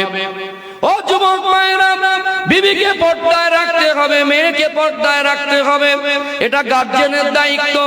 গার্জেন যদি এইরকম নোংরামি করে, আপনার বিবিকে নিয়ে যদি মোটরসাইকেলের পিছনে বসিয়ে, শাড়ি পরিয়েছেন মশারি, পেটে পিঠে কাপড় নেই, এই বিবিকে 24-22 বছরের বিবিকে যদি মোটরসাইকেলের পিছনে বসিয়ে নিয়ে যান, আমার সমাজের যুবক ছেলেদের নজর কন্ট্রোলে থাকবে না, কন্ট্রোল হটে যাবে। থাকবে না, হটে যাবে। আবার যার বউ সুন্দরী তার আবার গা গরম বেশি। আচ্ছা বলুন তো, তেঁতুল বোঝেন তো? তেঁতুল ছাড়িয়ে যদি কারো সামনে ধরা হয়, বলবেন আপনি হজ করেছেন, আর আপনি মাদ্রাসায় পড়ে হুজুর হয়েছেন, আর আপনি মসজিদে নামাজ পড়ান ইমাম সাহেব, আপনার জিভে যেন পানি না আসে। তেঁতুলের এই অ্যাকশন হুজুর, হাজি আর ইমাম বলে বাদ দেবে নাকি? পানি আসবে না? আসবে না। বিবিকে পর্দায় রাখা জিনিস। আপনার বিবিকে যেভাবে সাজিয়ে বার করছেন, যুবক ছেলেদের নজর কন্ট্রোলে থাকবে না। অতএব যে দেখছে একাধিকবার, সে তো গুনাহগার হচ্ছে, এর জন্য তার হিসাব দিতে হবে। রাস্তে চলতে পার किसी औरत पर नजर चला गया, एक मर्तबा नजर डाला तुम्हारे लिए जायज है, नफ्स की ख्वाहिशत के अंदर डूब कर दूसरे मर्तबा किसी औरत पर नजर डाला, आंखों का जिना हो जाएगा। पहला नजर तेरा है, दूसरा नजर तेरा नहीं है। শরিয়াত বলছে রাস্তায় যেতে যেতে কোন মহিলার প্রতি নজর গেলে নজরটাকে কন্ট্রোল করো। একবার গেছে গুনাহ হবে না, দ্বিতীয়বার নফসের খায়সাতে পড়ে তাকালে চোখের জেনার গুনাহ হবে। কথা ঠিক না ভুল? অতএব আপনি যদি নফসের খায়সাতে পড়ে একবার ছাড়া দুবার চোখের নজর দেন, আপনার গুনাহ হবে। তবে এই গুনাহটা শুধু আপনার হবে না, যে মেয়েটা, যে ভাবিটা, যে চাচিটা বেপর্দায় ঘুরছে, সে গুনার ভাগীদার বেশি হবে। যে ভদ্রলোক তার বিবিকে বা সাবালিকা মেয়েকে বেপর্দায় ঘোরাচ্ছে, এর গুনার ভাগীদার তাকেও হতে হবে। কারণ আপনার বিবিকে যদি পর্দায় নিয়ে যেতেন, আপনার মেয়েকে যদি পর্দায় নিয়ে যেতেন, তাহলে আমার সমাজের যুবকদের নজর কন্ট্রোল থাকতো। একবার নজর যাওয়ার পরে মাথায় ভাবতে পারতো না ওর মা না, ওর মেয়ে না, ওর স্ত্রী। কথা ঠিক না বেঠিক? যেভাবে সাজিয়ে নিয়ে যাচ্ছে নজর কন্ট্রোলে থাকবে না। অতএব সুন্দরী বিবি পেয়েছি মনে করছি ভীষণ ব্যাপার, মানে বিবিকে ঘুরিয়ে ঘুরে দেখাচ্ছে আমার বউটা খুব সুন্দরী। ওই যুবক ছেলেগুলো যদি ওই আপনার ওয়াইফের উপরে নজর দেয়, 1000 যুবক যদি নজর দেয়, ওদের যত কবিরা গোনা হলো, ওদের সমপরিমাণ গোনার ভাগীদার আপনাকে হতে হবে। আমরা সেই চিন্তাধারার মানুষ নেই। এখন প্রতিযোগিতা হচ্ছে কে কত পাতলা জামা কাপড় পরতে পারে। মার্কেটিং করতে গিয়ে এমন একটা কাপড় কিনেছে, কাপড় পরার পরে ভিতরে শরীরের অংশ নজরে আসছে। আমি মনে মনে করি এরকম ভদ্রলোক সমাজ আছে, এর থেকে যদি পাতলা কাপড় আরো থাকে, মনে একবার চেষ্টা করে দেখবে পরিয়ে কেমন লাগে। সমাজ কোথায় যাচ্ছে বুঝতে পেরেছেন? একটা মা যদি টাটকা দায়ুস হয়, ওই মায়ের গর্ভের সন্তান ভালো হবে। একটা মেয়ে যদি প্যান্ট শার্ট পরে রাস্তায় ঘোরে, একটা মেয়ে যদি বোরকা না পরে, একটা মেয়ে যদি ওড়না ব্যবহার না করে, ওই মেয়েটা যার দোষ নেই, ওর মার 100% দোষ। যে ভালো করে অ্যানালাইজ করে দেখবেন, খবর নিয়ে দেখবেন, যে মেয়েগুলো প্যান্ট শার্ট পরে ঘোরে, যে মেয়েগুলো বেপর্দায় ঘোরে, সাবালিকা মেয়ে মাথায় ওড়না দেয় না, ওর বাড়ির পরিবেশ ভালো না। ওর মা যদি মার মতো মা হতো, ওই মায়ের পেটের সন্তানকে কোনোদিন বেপর্দায় বার হয়ে দেখা যেত না। কেন অনেক এই সমাজে মা আছে, মা পর্দানাসী না, তার পেটের বাচ্চাটাও পর্দানাসী না, মাও পর্দা করে চলে, মেয়েটাও পর্দা করে চলে। কথা ঠিক না বেঠিক? কষ্ট লাগে। আমরা এগুলো সমাজে দেখি কিন্তু প্রতিবাদ করিনি। যে যা করছে করুক, আমার খাওয়া আমার চিন্তা। হক কথাটা বলতে হবে। নিজেরা পরিবর্তন হতে হবে, নিজের চিন্তাধারা একটু চেঞ্জিং আনতে হবে, নিজেরা সচেতন হতে হবে, তবেই সুন্দর সমাজ পাবো। যে যার মতো চললে সমাজে অবনতি আসবে। ও যুবক ভাইরা, সোনার মানিক যুবকেরা, আব্বারা মায়েরা, একটু গভীর ভাবে উপলব্ধি করেন। ছেলে আর মেয়েকে মানুষ করলেন, 16, 17 বছর, 18 বছর, 20 বছর বয়স হলো। ওই ছেলে আর মেয়ে নামাজ কি জিনিস বোঝে না, কলেমা 3টে বলতে পারবে না, কোরআন শরীফের 4টে থেকে 5টা সূরা যদি মুখস্থ না করে, তার নামাজ হবে না। সুন্নাত নামাজ 4 রাকাত, এই 4 রাকাত সুন্নাত নামাজে সূরা ফাতিহার পরে একটা করে সূরা পড়তে হয় কি হয় না? কমসে কম 5টা সূরা মুখস্থ করিয়ে দিতে হবে। বাচ্চাকে যদি দেখে দেখে কোরআন পড়ানো শিক্ষা নাও দিতে পারেন, এই বাচ্চাটাকে কমসে কম সহি শুদ্ধ করে 5টা সূরা মুখস্থ করিয়ে দিতেই হবে। আপনার ছেলে আর মেয়ে বড় হলো, মেয়ের বিবাহ দেওয়ার সময় হলো, আব্বার মা গর্ব করে বলে আমার মেয়েটা পরীর মতো সুন্দরী, আমার মেয়ের মতো মেয়ে নেই, আমার মেয়েটা লক্ষ্মী মেয়ে। আমি আপনি মুসলমান, ছেলেকে লক্ষ্মী বলা যাবে না, মেয়েকে লক্ষ্মী মেয়ে বলা যাবে না। হিন্দু মায়েরা পুজো করে লক্ষ্মী ঠাকুরকে। আপনি বলতে পারেন আমার ছেলে মেয়ে সংসারে হওয়ার পরে আল্লাহ বরকত দিয়েছে, ওই সন্তানটা আসার পরে আল্লাহ আমার সংসারে বরকত দিয়েছে, ছেলেটা লক্ষ্মী ছেলে। এটা আমি আপনি ইমানদারের দৃষ্টিতে বলতে পারি না। ও যুবক ভাইরা, আব্বারা মায়েরা, এখন সমাজের চিত্র হচ্ছে শরিয়াত বলছে দিনদার জামাই দেখে বিয়ে দিতে হবে। এখনকার মেয়েদের বড় করেছে শরিয়াতের দৃষ্টিভঙ্গিতে নয়, শরিয়াতের গণ্ডিতে নয়। ওই মেয়েটা টাটকা দায়ুস। এখন ওই মেয়েটাকে যে বাড়িতে দেবে, ওই মেয়েটা যে বাড়ির বৌমা হবে, ওই বাড়িতে শান্তি তো খুব মুশকিল আছে, ওই বাড়িতে অশান্তি তো হবেই হবে। আর তাই হচ্ছে কি হয় না? হচ্ছে কি হয় না? মেয়েটা যেরকম টাটকা দায়ুস, আর এখন কিছু কিছু সংসারে আমার মা চাচিরা মোড়ল বেশি, কিছু কিছু সংসারে মা চাচিরা মোড়ল বেশি। যে বাড়িতে চাচিমারা খালামারা ভাবিরা মোড়ল বেশি, সে বাড়িতে শান্তি বেশি না অশান্তি বেশি? আগে পুরুষ মানুষ চাচারা মামারা খালারা দাদুরা যা সিদ্ধান্ত করতো ওটাই মেনে নিত। এখন ডাইরেক্ট চাচি বলতে চাই, দেখো মেয়ে কিন্তু একটা, 10টা না, তোমার ভাই দেখুক, বাপ দেখুক, গোষ্ঠী দেখুক, আমার আপত্তি নেই, জামাই কিরকম হয় বিয়ের আগে একবার আমি দেখবো। আগে দেখাশোনায় মেয়েদের কোনো যাওয়া আসা ছিল না, এখন দেখাশোনা সব জামাই পছন্দ করতে শাশুড়িরা। কথা ঠিক না বেটি? তো শাশুড়ি গিয়ে দেখছে যে বাইক মোটর সাইকেল তো দেবো, জামাইটার তেরে নাম চুল কাটা আছে কিনা দেখি, জামাইটার কান ফোড়ানো আছে কিনা দেখি, কেটিএম বাইক তো দেবো একটা মেয়ে, জামাইটা আবার ছেঁড়া প্যান্ট পরে আছে কিনা দেখি। যেরকম মেয়ে আর যেরকম শাশুড়ি সেরকম জামাই, একেবারে পজিশনে বসেছে। শাশুড়ি উঠে জামাইয়ের ঘাড়ে হাত দিয়ে বসে রয়েছে। শরিয়াতে জায়েজ না না জায়েজ? এই যে মেয়েটাকে বড় করলেন, কলেমা জানে না, নামাজ বোঝে না, সূরা ফাতিহা মুখস্থ নেই, এই মেয়েটা শরিয়াতের জ্ঞান বলে কিছু নেই, গোসলের ফরজটুকু জানে না, এই মেয়েটা যখন মা হবে এর পেটের বাচ্চাকে মানুষ করবে কিভাবে? ও ভাই জানেরা, সোনার মানিক যুবকেরা, কষ্ট তোমার নিয়েতে বলছি না, আপনাদের এই গঙ্গা দাস পাড়ার কথা শুধু বলছি না, আমি সমাজের চিত্র তুলে ধরে বোঝাতে চাইছি। আমার কথাটা শুনে কেউ মনে কষ্ট পাবেন না। একটা ছেলে মানুষ করলেন, ছেলেটা নামাজ জানে না, কোরআন শরীফ জানে না, ওযু গোসল বোঝে না, বিড়ি না খেলে রাত পার হয় না, আর গাঁজা না টানলে রাতে ঘুম হয় না। এরকম ছেলে আছে না নেই? মদ খেয়ে রাতের বেলা আসে, ছেলের বিয়ে দেওয়ার সময় অনেক বাবা আছে খড় খায় না, গাদায় গা ঘষে। ডাইরেক্ট দাবি করলে হারাম হবে, ইনডাইরেক্ট গা ঘষাঘষি করে।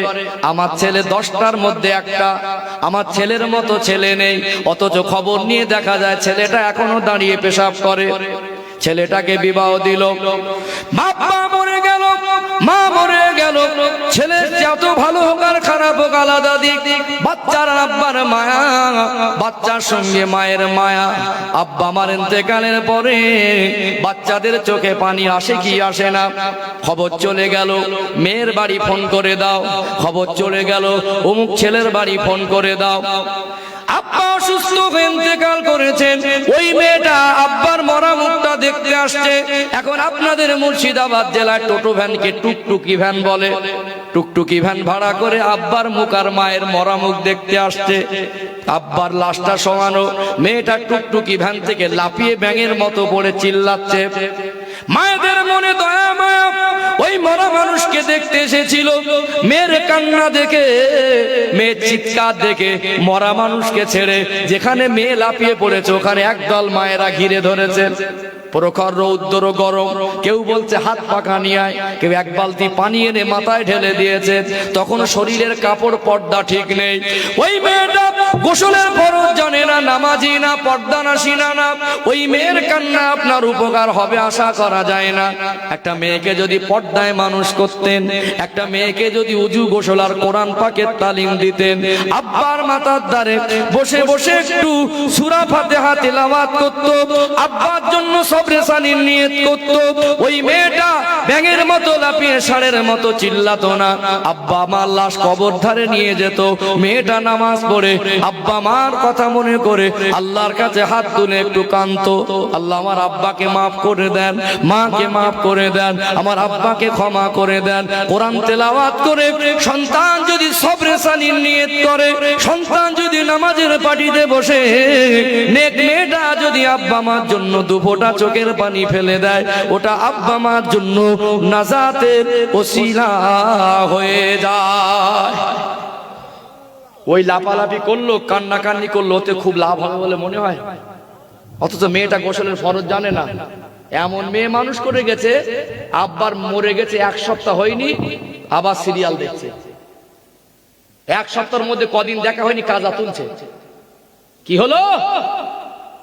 1 বছর হয়ে গেল, একদিনও কোরআন শরীফ নিয়ে বসিনি। 1 বছর হয়ে গেল, একবারও নামাজ পড়িনি, একবার আব্বা মার জন্য হাত তুলিনি।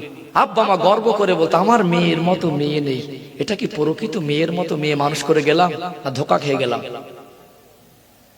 একটু হ্যাঁ হু দেন। ছেলে আব্বার লাশ খাটিয়া ধরে অঝরে চোখের পানি ফেলছে।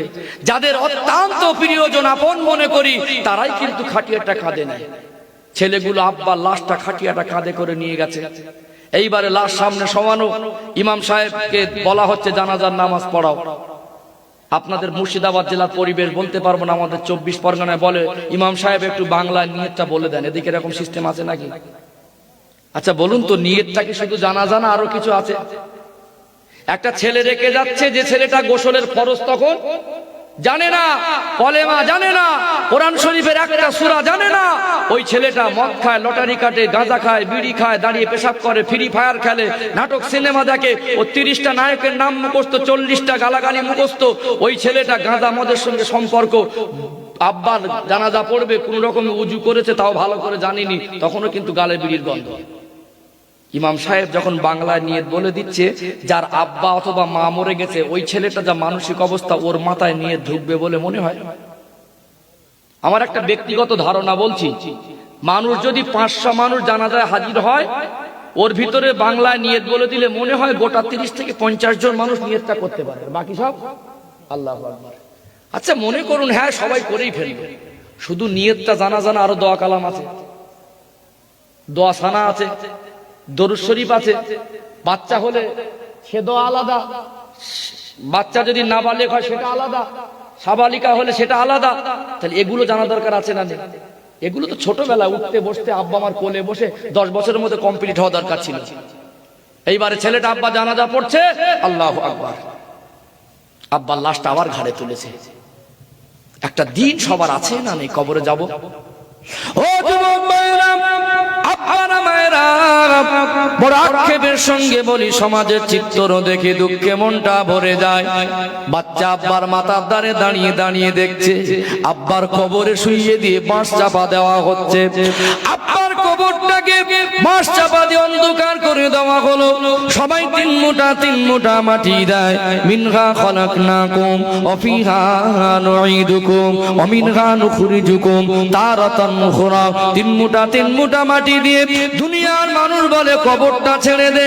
ওই ছেলেটা এক কদম করে তোলে, আর আব্বার কবরের দিকে ফিরে ফিরে দেখে, চোখে অঝরে পানি ঝরে।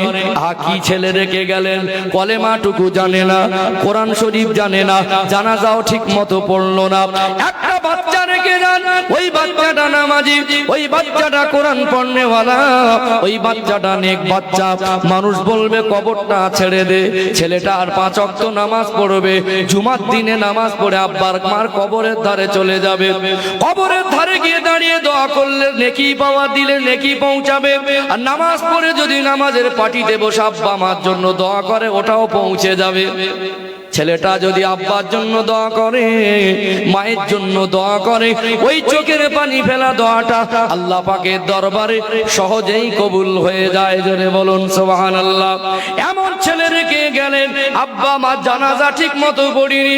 1 সপ্তাহ হয়ে গেল আব্বা মাকে মাটি দাফন করার পরে। ওই ছেলেটা গাঁজা খায় না বলে মাথা ঠিক নেই, ওই ছেলেটা মদ খায় না বলে গাঁজার মাথা ঠিক নেই। এখন আব্বাকে পুঁতে দিয়েছে, 1 সপ্তাহের মধ্যে গাঁজা খায়, 1 সপ্তাহের মধ্যে মদ খাচ্ছে। এরকম সন্তান আছে না নেই? এটা আপনার সন্তান, বড় কষ্ট লাগে। এই সমাজে অনেক ডক্টর আছে, তারাও নামাজি, তার আব্বা মা কি পরিবেশে মানুষ করেছে, ডক্টরের পাশাপাশি নামাজটাও আদায় করে। অনেক মাস্টার আছে, আসরের নামাজ কাজা হয়ে যাবে বলে এসে আগে নামাজ আদায় করে খানাটা খেতে বসে, ভাত খেতে বসে। এরকম ডাক্তার আছে না নেই? আবার এরকম ডাক্তার মাস্টার আছে নামাজের ধার ধারে না, ইসলাম বিরোধী কথাবার্তা বলে, আছে না নেই? বাচ্চা ছোট অবস্থায় তার ভিতরে যদি ঈমান নামক সম্পদ জায়গা পেয়ে যায়, 10 বছরের ভিতরে বাচ্চার ভিতরে যদি যখন গোনা লেখা হয় না, কোরআন শরীফ আর ঈমানের কলেমা যদি জায়গা পেয়ে যায়, ওই নিষ্পাপ বাচ্চার অন্তরে কলেমার আলো যদি জায়গা পেয়ে যায়, আল্লাহ পাক ঈমানি নূর দিয়ে বাচ্চার কলবটাকে উজ্জ্বল করে দেন। জোরে বলুন সুবহানাল্লাহ। আমার সোনার মানিক যুবকেরা, আব্বারা মায়েরা, আমি হাত জোড় করে বলে যাই, একবার বালিশে মাথা দিয়ে ভাববেন, এই সমাজে যত কুকর্ম হচ্ছে, আমাদের সন্তানেরা যত খারাপ কাজ করছে, কুপথে চলছে, এই ছেলে মেয়েগুলো খারাপ হওয়ার পিছনে আব্বা মা 90 ভাগ দায়বদ্ধ। কি হিসেব তাই বলছে তো নাকি? এইবারে বলছে হুজুর ছেলে ভাত দেয় না, ওয়াজ করেন। ওকে কি ওয়াজ করবো? তো ওয়াজ বসবে কি করে? ও তো কলেমাটুকু জানে না ভালো করে। আমরা ভালো হই, সচেতন হই, দায়িত্ববান হই, আল্লাহ চাইলে সমাজ পরিবর্তন হবে। একটা বাস্তব উদাহরণ দিই আপনাদের। ধান চাষ হয়, এদিকে ধান চাষ, বীজ তৈরি করে রুয়ে দেওয়ার পর একটু দেখাশোনা করতে হয় না, এমনি ধান হয়ে যায়। সময় মতো পানি দিতে হয়, সার মারতে হয়, তারপরে আবার একটু পোকা লাগলে বীজ দিতে হয়। তো এখন দুটো চাষি, একটু উদাহরণ দিয়ে ভজিয়ে দেয়, দুটো চাষি, এক চাষি শুধু রুয়ে দিয়ে চলে এসেছে আর দেখতে যায়নি, আর একটা চাষি ট্রিটমেন্ট করে যথেষ্ট ভালো ধান হয়েছে। এইবারে এ বলছে ভাই কোথায় যাচ্ছি? বলে ধান কাটতে যাবো। আমিও তো যাবো, তোর জমির পাশে আমার জমি। তো চাষি গিয়ে দেখছে এক বিঘায় 12-15 বস্তা ধান হবে। আর যে চাষি, পাশের চাষি গিয়ে দেখছে যে ধান তো না চিটে, ওই ধানগুলো জোন ধরে মানুষ মজুরি দিয়ে যদি কেটে বাড়ি আনা হয়, হয়তো 1 বস্তা হবে না, উল্টো ঘাটতি যাবে। লোকটাকে বলছে ভাই তুইও চাষি আমিও চাষি, তুইও রুইছি আমিও রুয়ে দিছি, কিন্তু তোর ধান এত ভালো, আমারটা এত খারাপ কেন? বলে তুই যে রুয়ে দিয়ে গেছিলি আর এসেছিলি? বলে না। বলে আসতে হয়, দেখতে হয়, সার মারতে হয়, তেল মারতে হয়, এগুলো খেয়াল রাখতে হয়। ও বলছে তুই কি কি সার মেরে একটু বলতো। মাথা খারাপ হয়ে গেছে, পকেট থেকে খাতা কলম বের করে ইউরিয়া, ফসফেট, ডিএপি, পোটাশ সব লিখে নিয়েছে। সোজা বাড়ি এসে ওয়াইফকে বলছে শিগগিরই টাকা আর একটা থলে দাও। সারের দোকানে গিয়ে বলছে দোকানদার এইগুলো দাও তো। এখন ও ধান কাটছে আর এগুলো নিয়ে সকালবেলা এই খবর শুনে বিকালবেলা গিয়ে ওই ধানের ছাদ ছড়াচ্ছে। বলে ভাই তোর মাথা খারাপ হয়ে গেল নাকি, কি হচ্ছে? বলে কেন তুই মেরেছিলি আমি মারছি? বলে আরে পাগলা, আমি সময় মতো মেরেছিলাম, তুই তো অসময় মারছিস। যখন বাচ্চা কথা শুনতো, যৌবন ছিল না, বন্ধু ছিল না, দুনিয়াদারি ছিল না, তখন শেখাবার দরকার ছিল নামাজ পড়ো। এখন একটু বড় হয়ে গেছে, ওয়াজ শুনে গিয়ে বলবেন এই বসিরহাট থেকে রবিউল হুজুর এসেছিল, কাল থেকে নামাজ না পড়লে তোকে ভাত দেবো না। বল তোমার ভাতের দরকার নেই, আমি বোম্বাইকে কাজ করবো। ইনশাআল্লাহ ইনশাআল্লাহ। কথা বুঝতে পেরেছেন আমার কথা? তাহলে সময় মতো ট্রিটমেন্ট করতে হবে। তারপরেও শিক্ষার সময়টা উদাহরণ দিলাম। আমরা সবাই চেষ্টা করলে শিক্ষার শেষ নেই, আজও শেখা যায়, যায় কি যায় না। আব্বা মা হয়তো সেই পরিবেশে মানুষ করতে পারিনি, আমরা এখনো সময় নিয়ে শিখি। আর একটা উদাহরণ, পাখির কথা বলছিলাম না, পোষা পাখি। একটা পাখিকে খাঁচায় পুরে পোষ মানিয়ে ছেড়ে দেওয়ার পরে ওই পাখিটা কিন্তু ঘর থেকে উড়ে যায় না, যায় কি? আর বুনো পাখিকে খাঁচায় পুরে যত ভালো মন্দ খাবার দেন, ওই তারের জালে ঠোঁট মারবে, কি বলবো, যদি বেরোতে পারলি বাঁচি। ঠিক আমাদের ছেলে মেয়েগুলোকে শরিয়াতের গণ্ডির বাইরে মানুষ করি, আর বড় হয়ে গিয়ে যদি বলি বাবা নামাজ পড়ো, বাপকে ভাত দাও, চলো জলসা শুনে আসি, ও ঠোকর মেরে বেরিয়ে যাবে। আর শরিয়াতের গণ্ডিতে মানুষ করলে 1 জানুয়ারিতে পিকনিক করতে যাওয়ার সময় ভাববে, এলাকায় গান বাজনা, ড্যান্স, হাঙ্গামা, ফাংশন হলে ভাববে আমার আব্বা যায়নি, মা যায়নি, চাচা যায়নি, ভাই যায়নি, ওটা আমার জায়গা নয়। অতএব বাচ্চাকে শরিয়াতের গণ্ডিতে মানুষ করুন। বড় হয়ে এলাকায় কুকর্ম হলে, গুনার কাজ হলে যাওয়ার আগে ভাববে, কথা ঠিক না বলে? একটা পাখিকে যেমন মানুষ করেন, ওইভাবে বাচ্চাকে শরিয়াতের খাঁচা বন্দি করে মানুষ করুন। এতে আপনার বাচ্চার দুনিয়াও হবে, আখেরাতও হবে। দুনিয়ায় ভাত পাবেন না, অপমান হবেন, জানাজাটুকু ভালো করে পড়তে পারবে না, কবরে দিয়ে আসার পরে আব্বা মার জন্য একটু সবরেসানি করবে না। কিয়ামতের দিন ওই বাচ্চা জাহান্নামায় গেলে আল্লাহর কাছে বলবে, আল্লাহ আমার আব্বা মা শুধু খাইয়েছিল আর বড় করেছিল, আমার শিক্ষা দেয়নি, আমি একা জাহান্নামায় যাব না। আর বাচ্চার মানুষ করলে দুনিয়ায় ভাত পাবেন, সম্মান পাবেন, মরে গেলে একটু নেকি পাবেন, ময়দানে মাশরে নাজাত পেলে বাচ্চার সুপারিশই পাবেন। জোরে বলুন সুবহানাল্লাহ।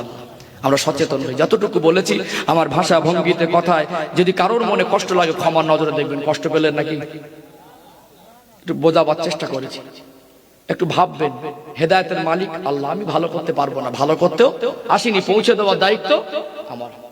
যাই হোক, আজ থেকে বিধি নিষেধের একটা ব্যাপার আছে। আমরা আইনকে সম্মান করি, আমরা ইমানদার, আমরা দেশকে ভালোবাসি, আমার ধর্ম শিখিয়েছে। যাই হোক, আমরা আইনের খেলাপ করবো না। প্রশাসনের তরফ থেকে ভাইয়েরা আমাদেরকে 1 ঘন্টা তবুও সুযোগ দিয়েছেন, দিয়েছেন না দেন? আমরা তাদেরকেও ধন্যবাদ জানাই 1 ঘন্টা আমাদের সুযোগ দেওয়ার জন্য। বিশেষ করে মিলেমিশে থাকবেন। আর এই যে সিগন্যাল হচ্ছে আবার এই অমিকরণ, একটু ভালো হয়। আল্লাহ এখনো ধাক্কা দিচ্ছে, ভালো হয়। নিয়ত করি স্বচ্ছ পথে চলবার, 5 ওয়াক্ত নামাজ পড়বো। আল্লাহ তৌফিক দেন, বলুন আল্লাহুম্মা আমিন। একটু সকলে দাঁড়ান, দোয়া হবে। তার আগে একটু নবী পাকের দরবারে সালামের নজরানা পেশ করি। কেউ যদি কিয়াম সালাম না করে থাকেন, জবরদস্তি নেই, সেটা আপনার ব্যাপার। আমার কমিটির তরফ থেকে এটাই বলেছেন, ভাই একটু কিয়াম সালাম করে দোয়া করেন। সকলে একটু দাঁড়ান, সুদূর মদিনা শরীফে নবী পাকের রওজা তাহারে একটু সালাম পেশ করিয়া নবী সালাম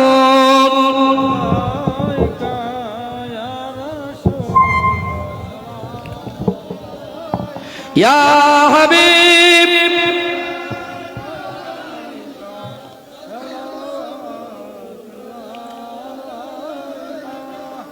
আরবের দুষ্টু ছেলেরা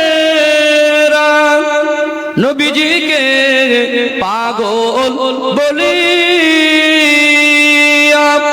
মারিল পাথর ছুড়িয়া উঠিল আরশ কাঁপিয়া ইয়া নবী সালামুন ইয়া রাসূল সালামুন ইয়া হাবিব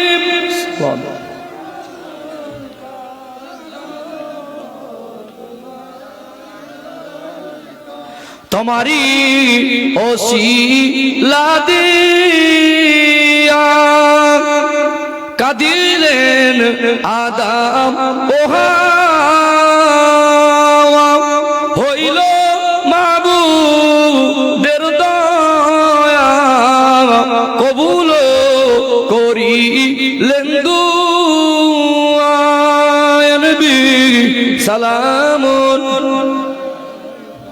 ইয়া রাসূল সালামুন ইয়া হাবিব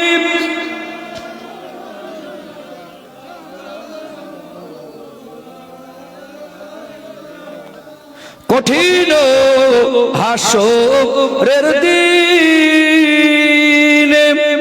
কি আছে মোদের কপালে গুনাহগার উম্মতি বলে লইলেন আপন ও করে ইয়া নবী সালামুন ইয়া রাসূল সালাম ইয়া হাবিব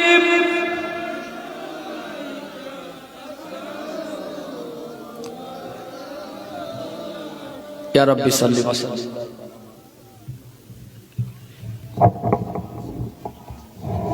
বালাগালুলা বিকামালিহি কাশাফাত দুজা বিজামালিহি হাসানাতু জামিউ খিসালিহি সাল্লু আলাইহি ওয়া আলিহি। দোয়া হবে, সকলে একটু তওবা পড়েন। নাউযু বিল্লাহি মিনাশ শাইতানির রাজিম। বিসমিল্লাহির রহমানির রহিম। আল্লাহ তাআলা বিগত জীবনের तमाम গুনাহ হইতে আপনার দরবারে খালিস দিলে তওবা করিতেছি। আস্তাগফিরুল্লাহ রাব্বি মিন কুল্লি যামবি ওয়া আতুবু ইলাইহি। আশহাদু আল্লা ইলাহা ইল্লাল্লাহু ওয়াহদাহু লা শারীকা লাহু ওয়া আশহাদু আন্না মুহাম্মাদান আবদুহু ওয়া রাসূলুহু। বিসমিল্লাহর সঙ্গে সূরা ফাতিহা শরীফ 3 বার, সূরা ইখলাস কুল আল্লাহ শরীফ 3 বার, কয়েকবার দরুদ শরীফ পড়েন। বিসমিল্লাহির রহমানির রহিম। 11টা খতম আছে।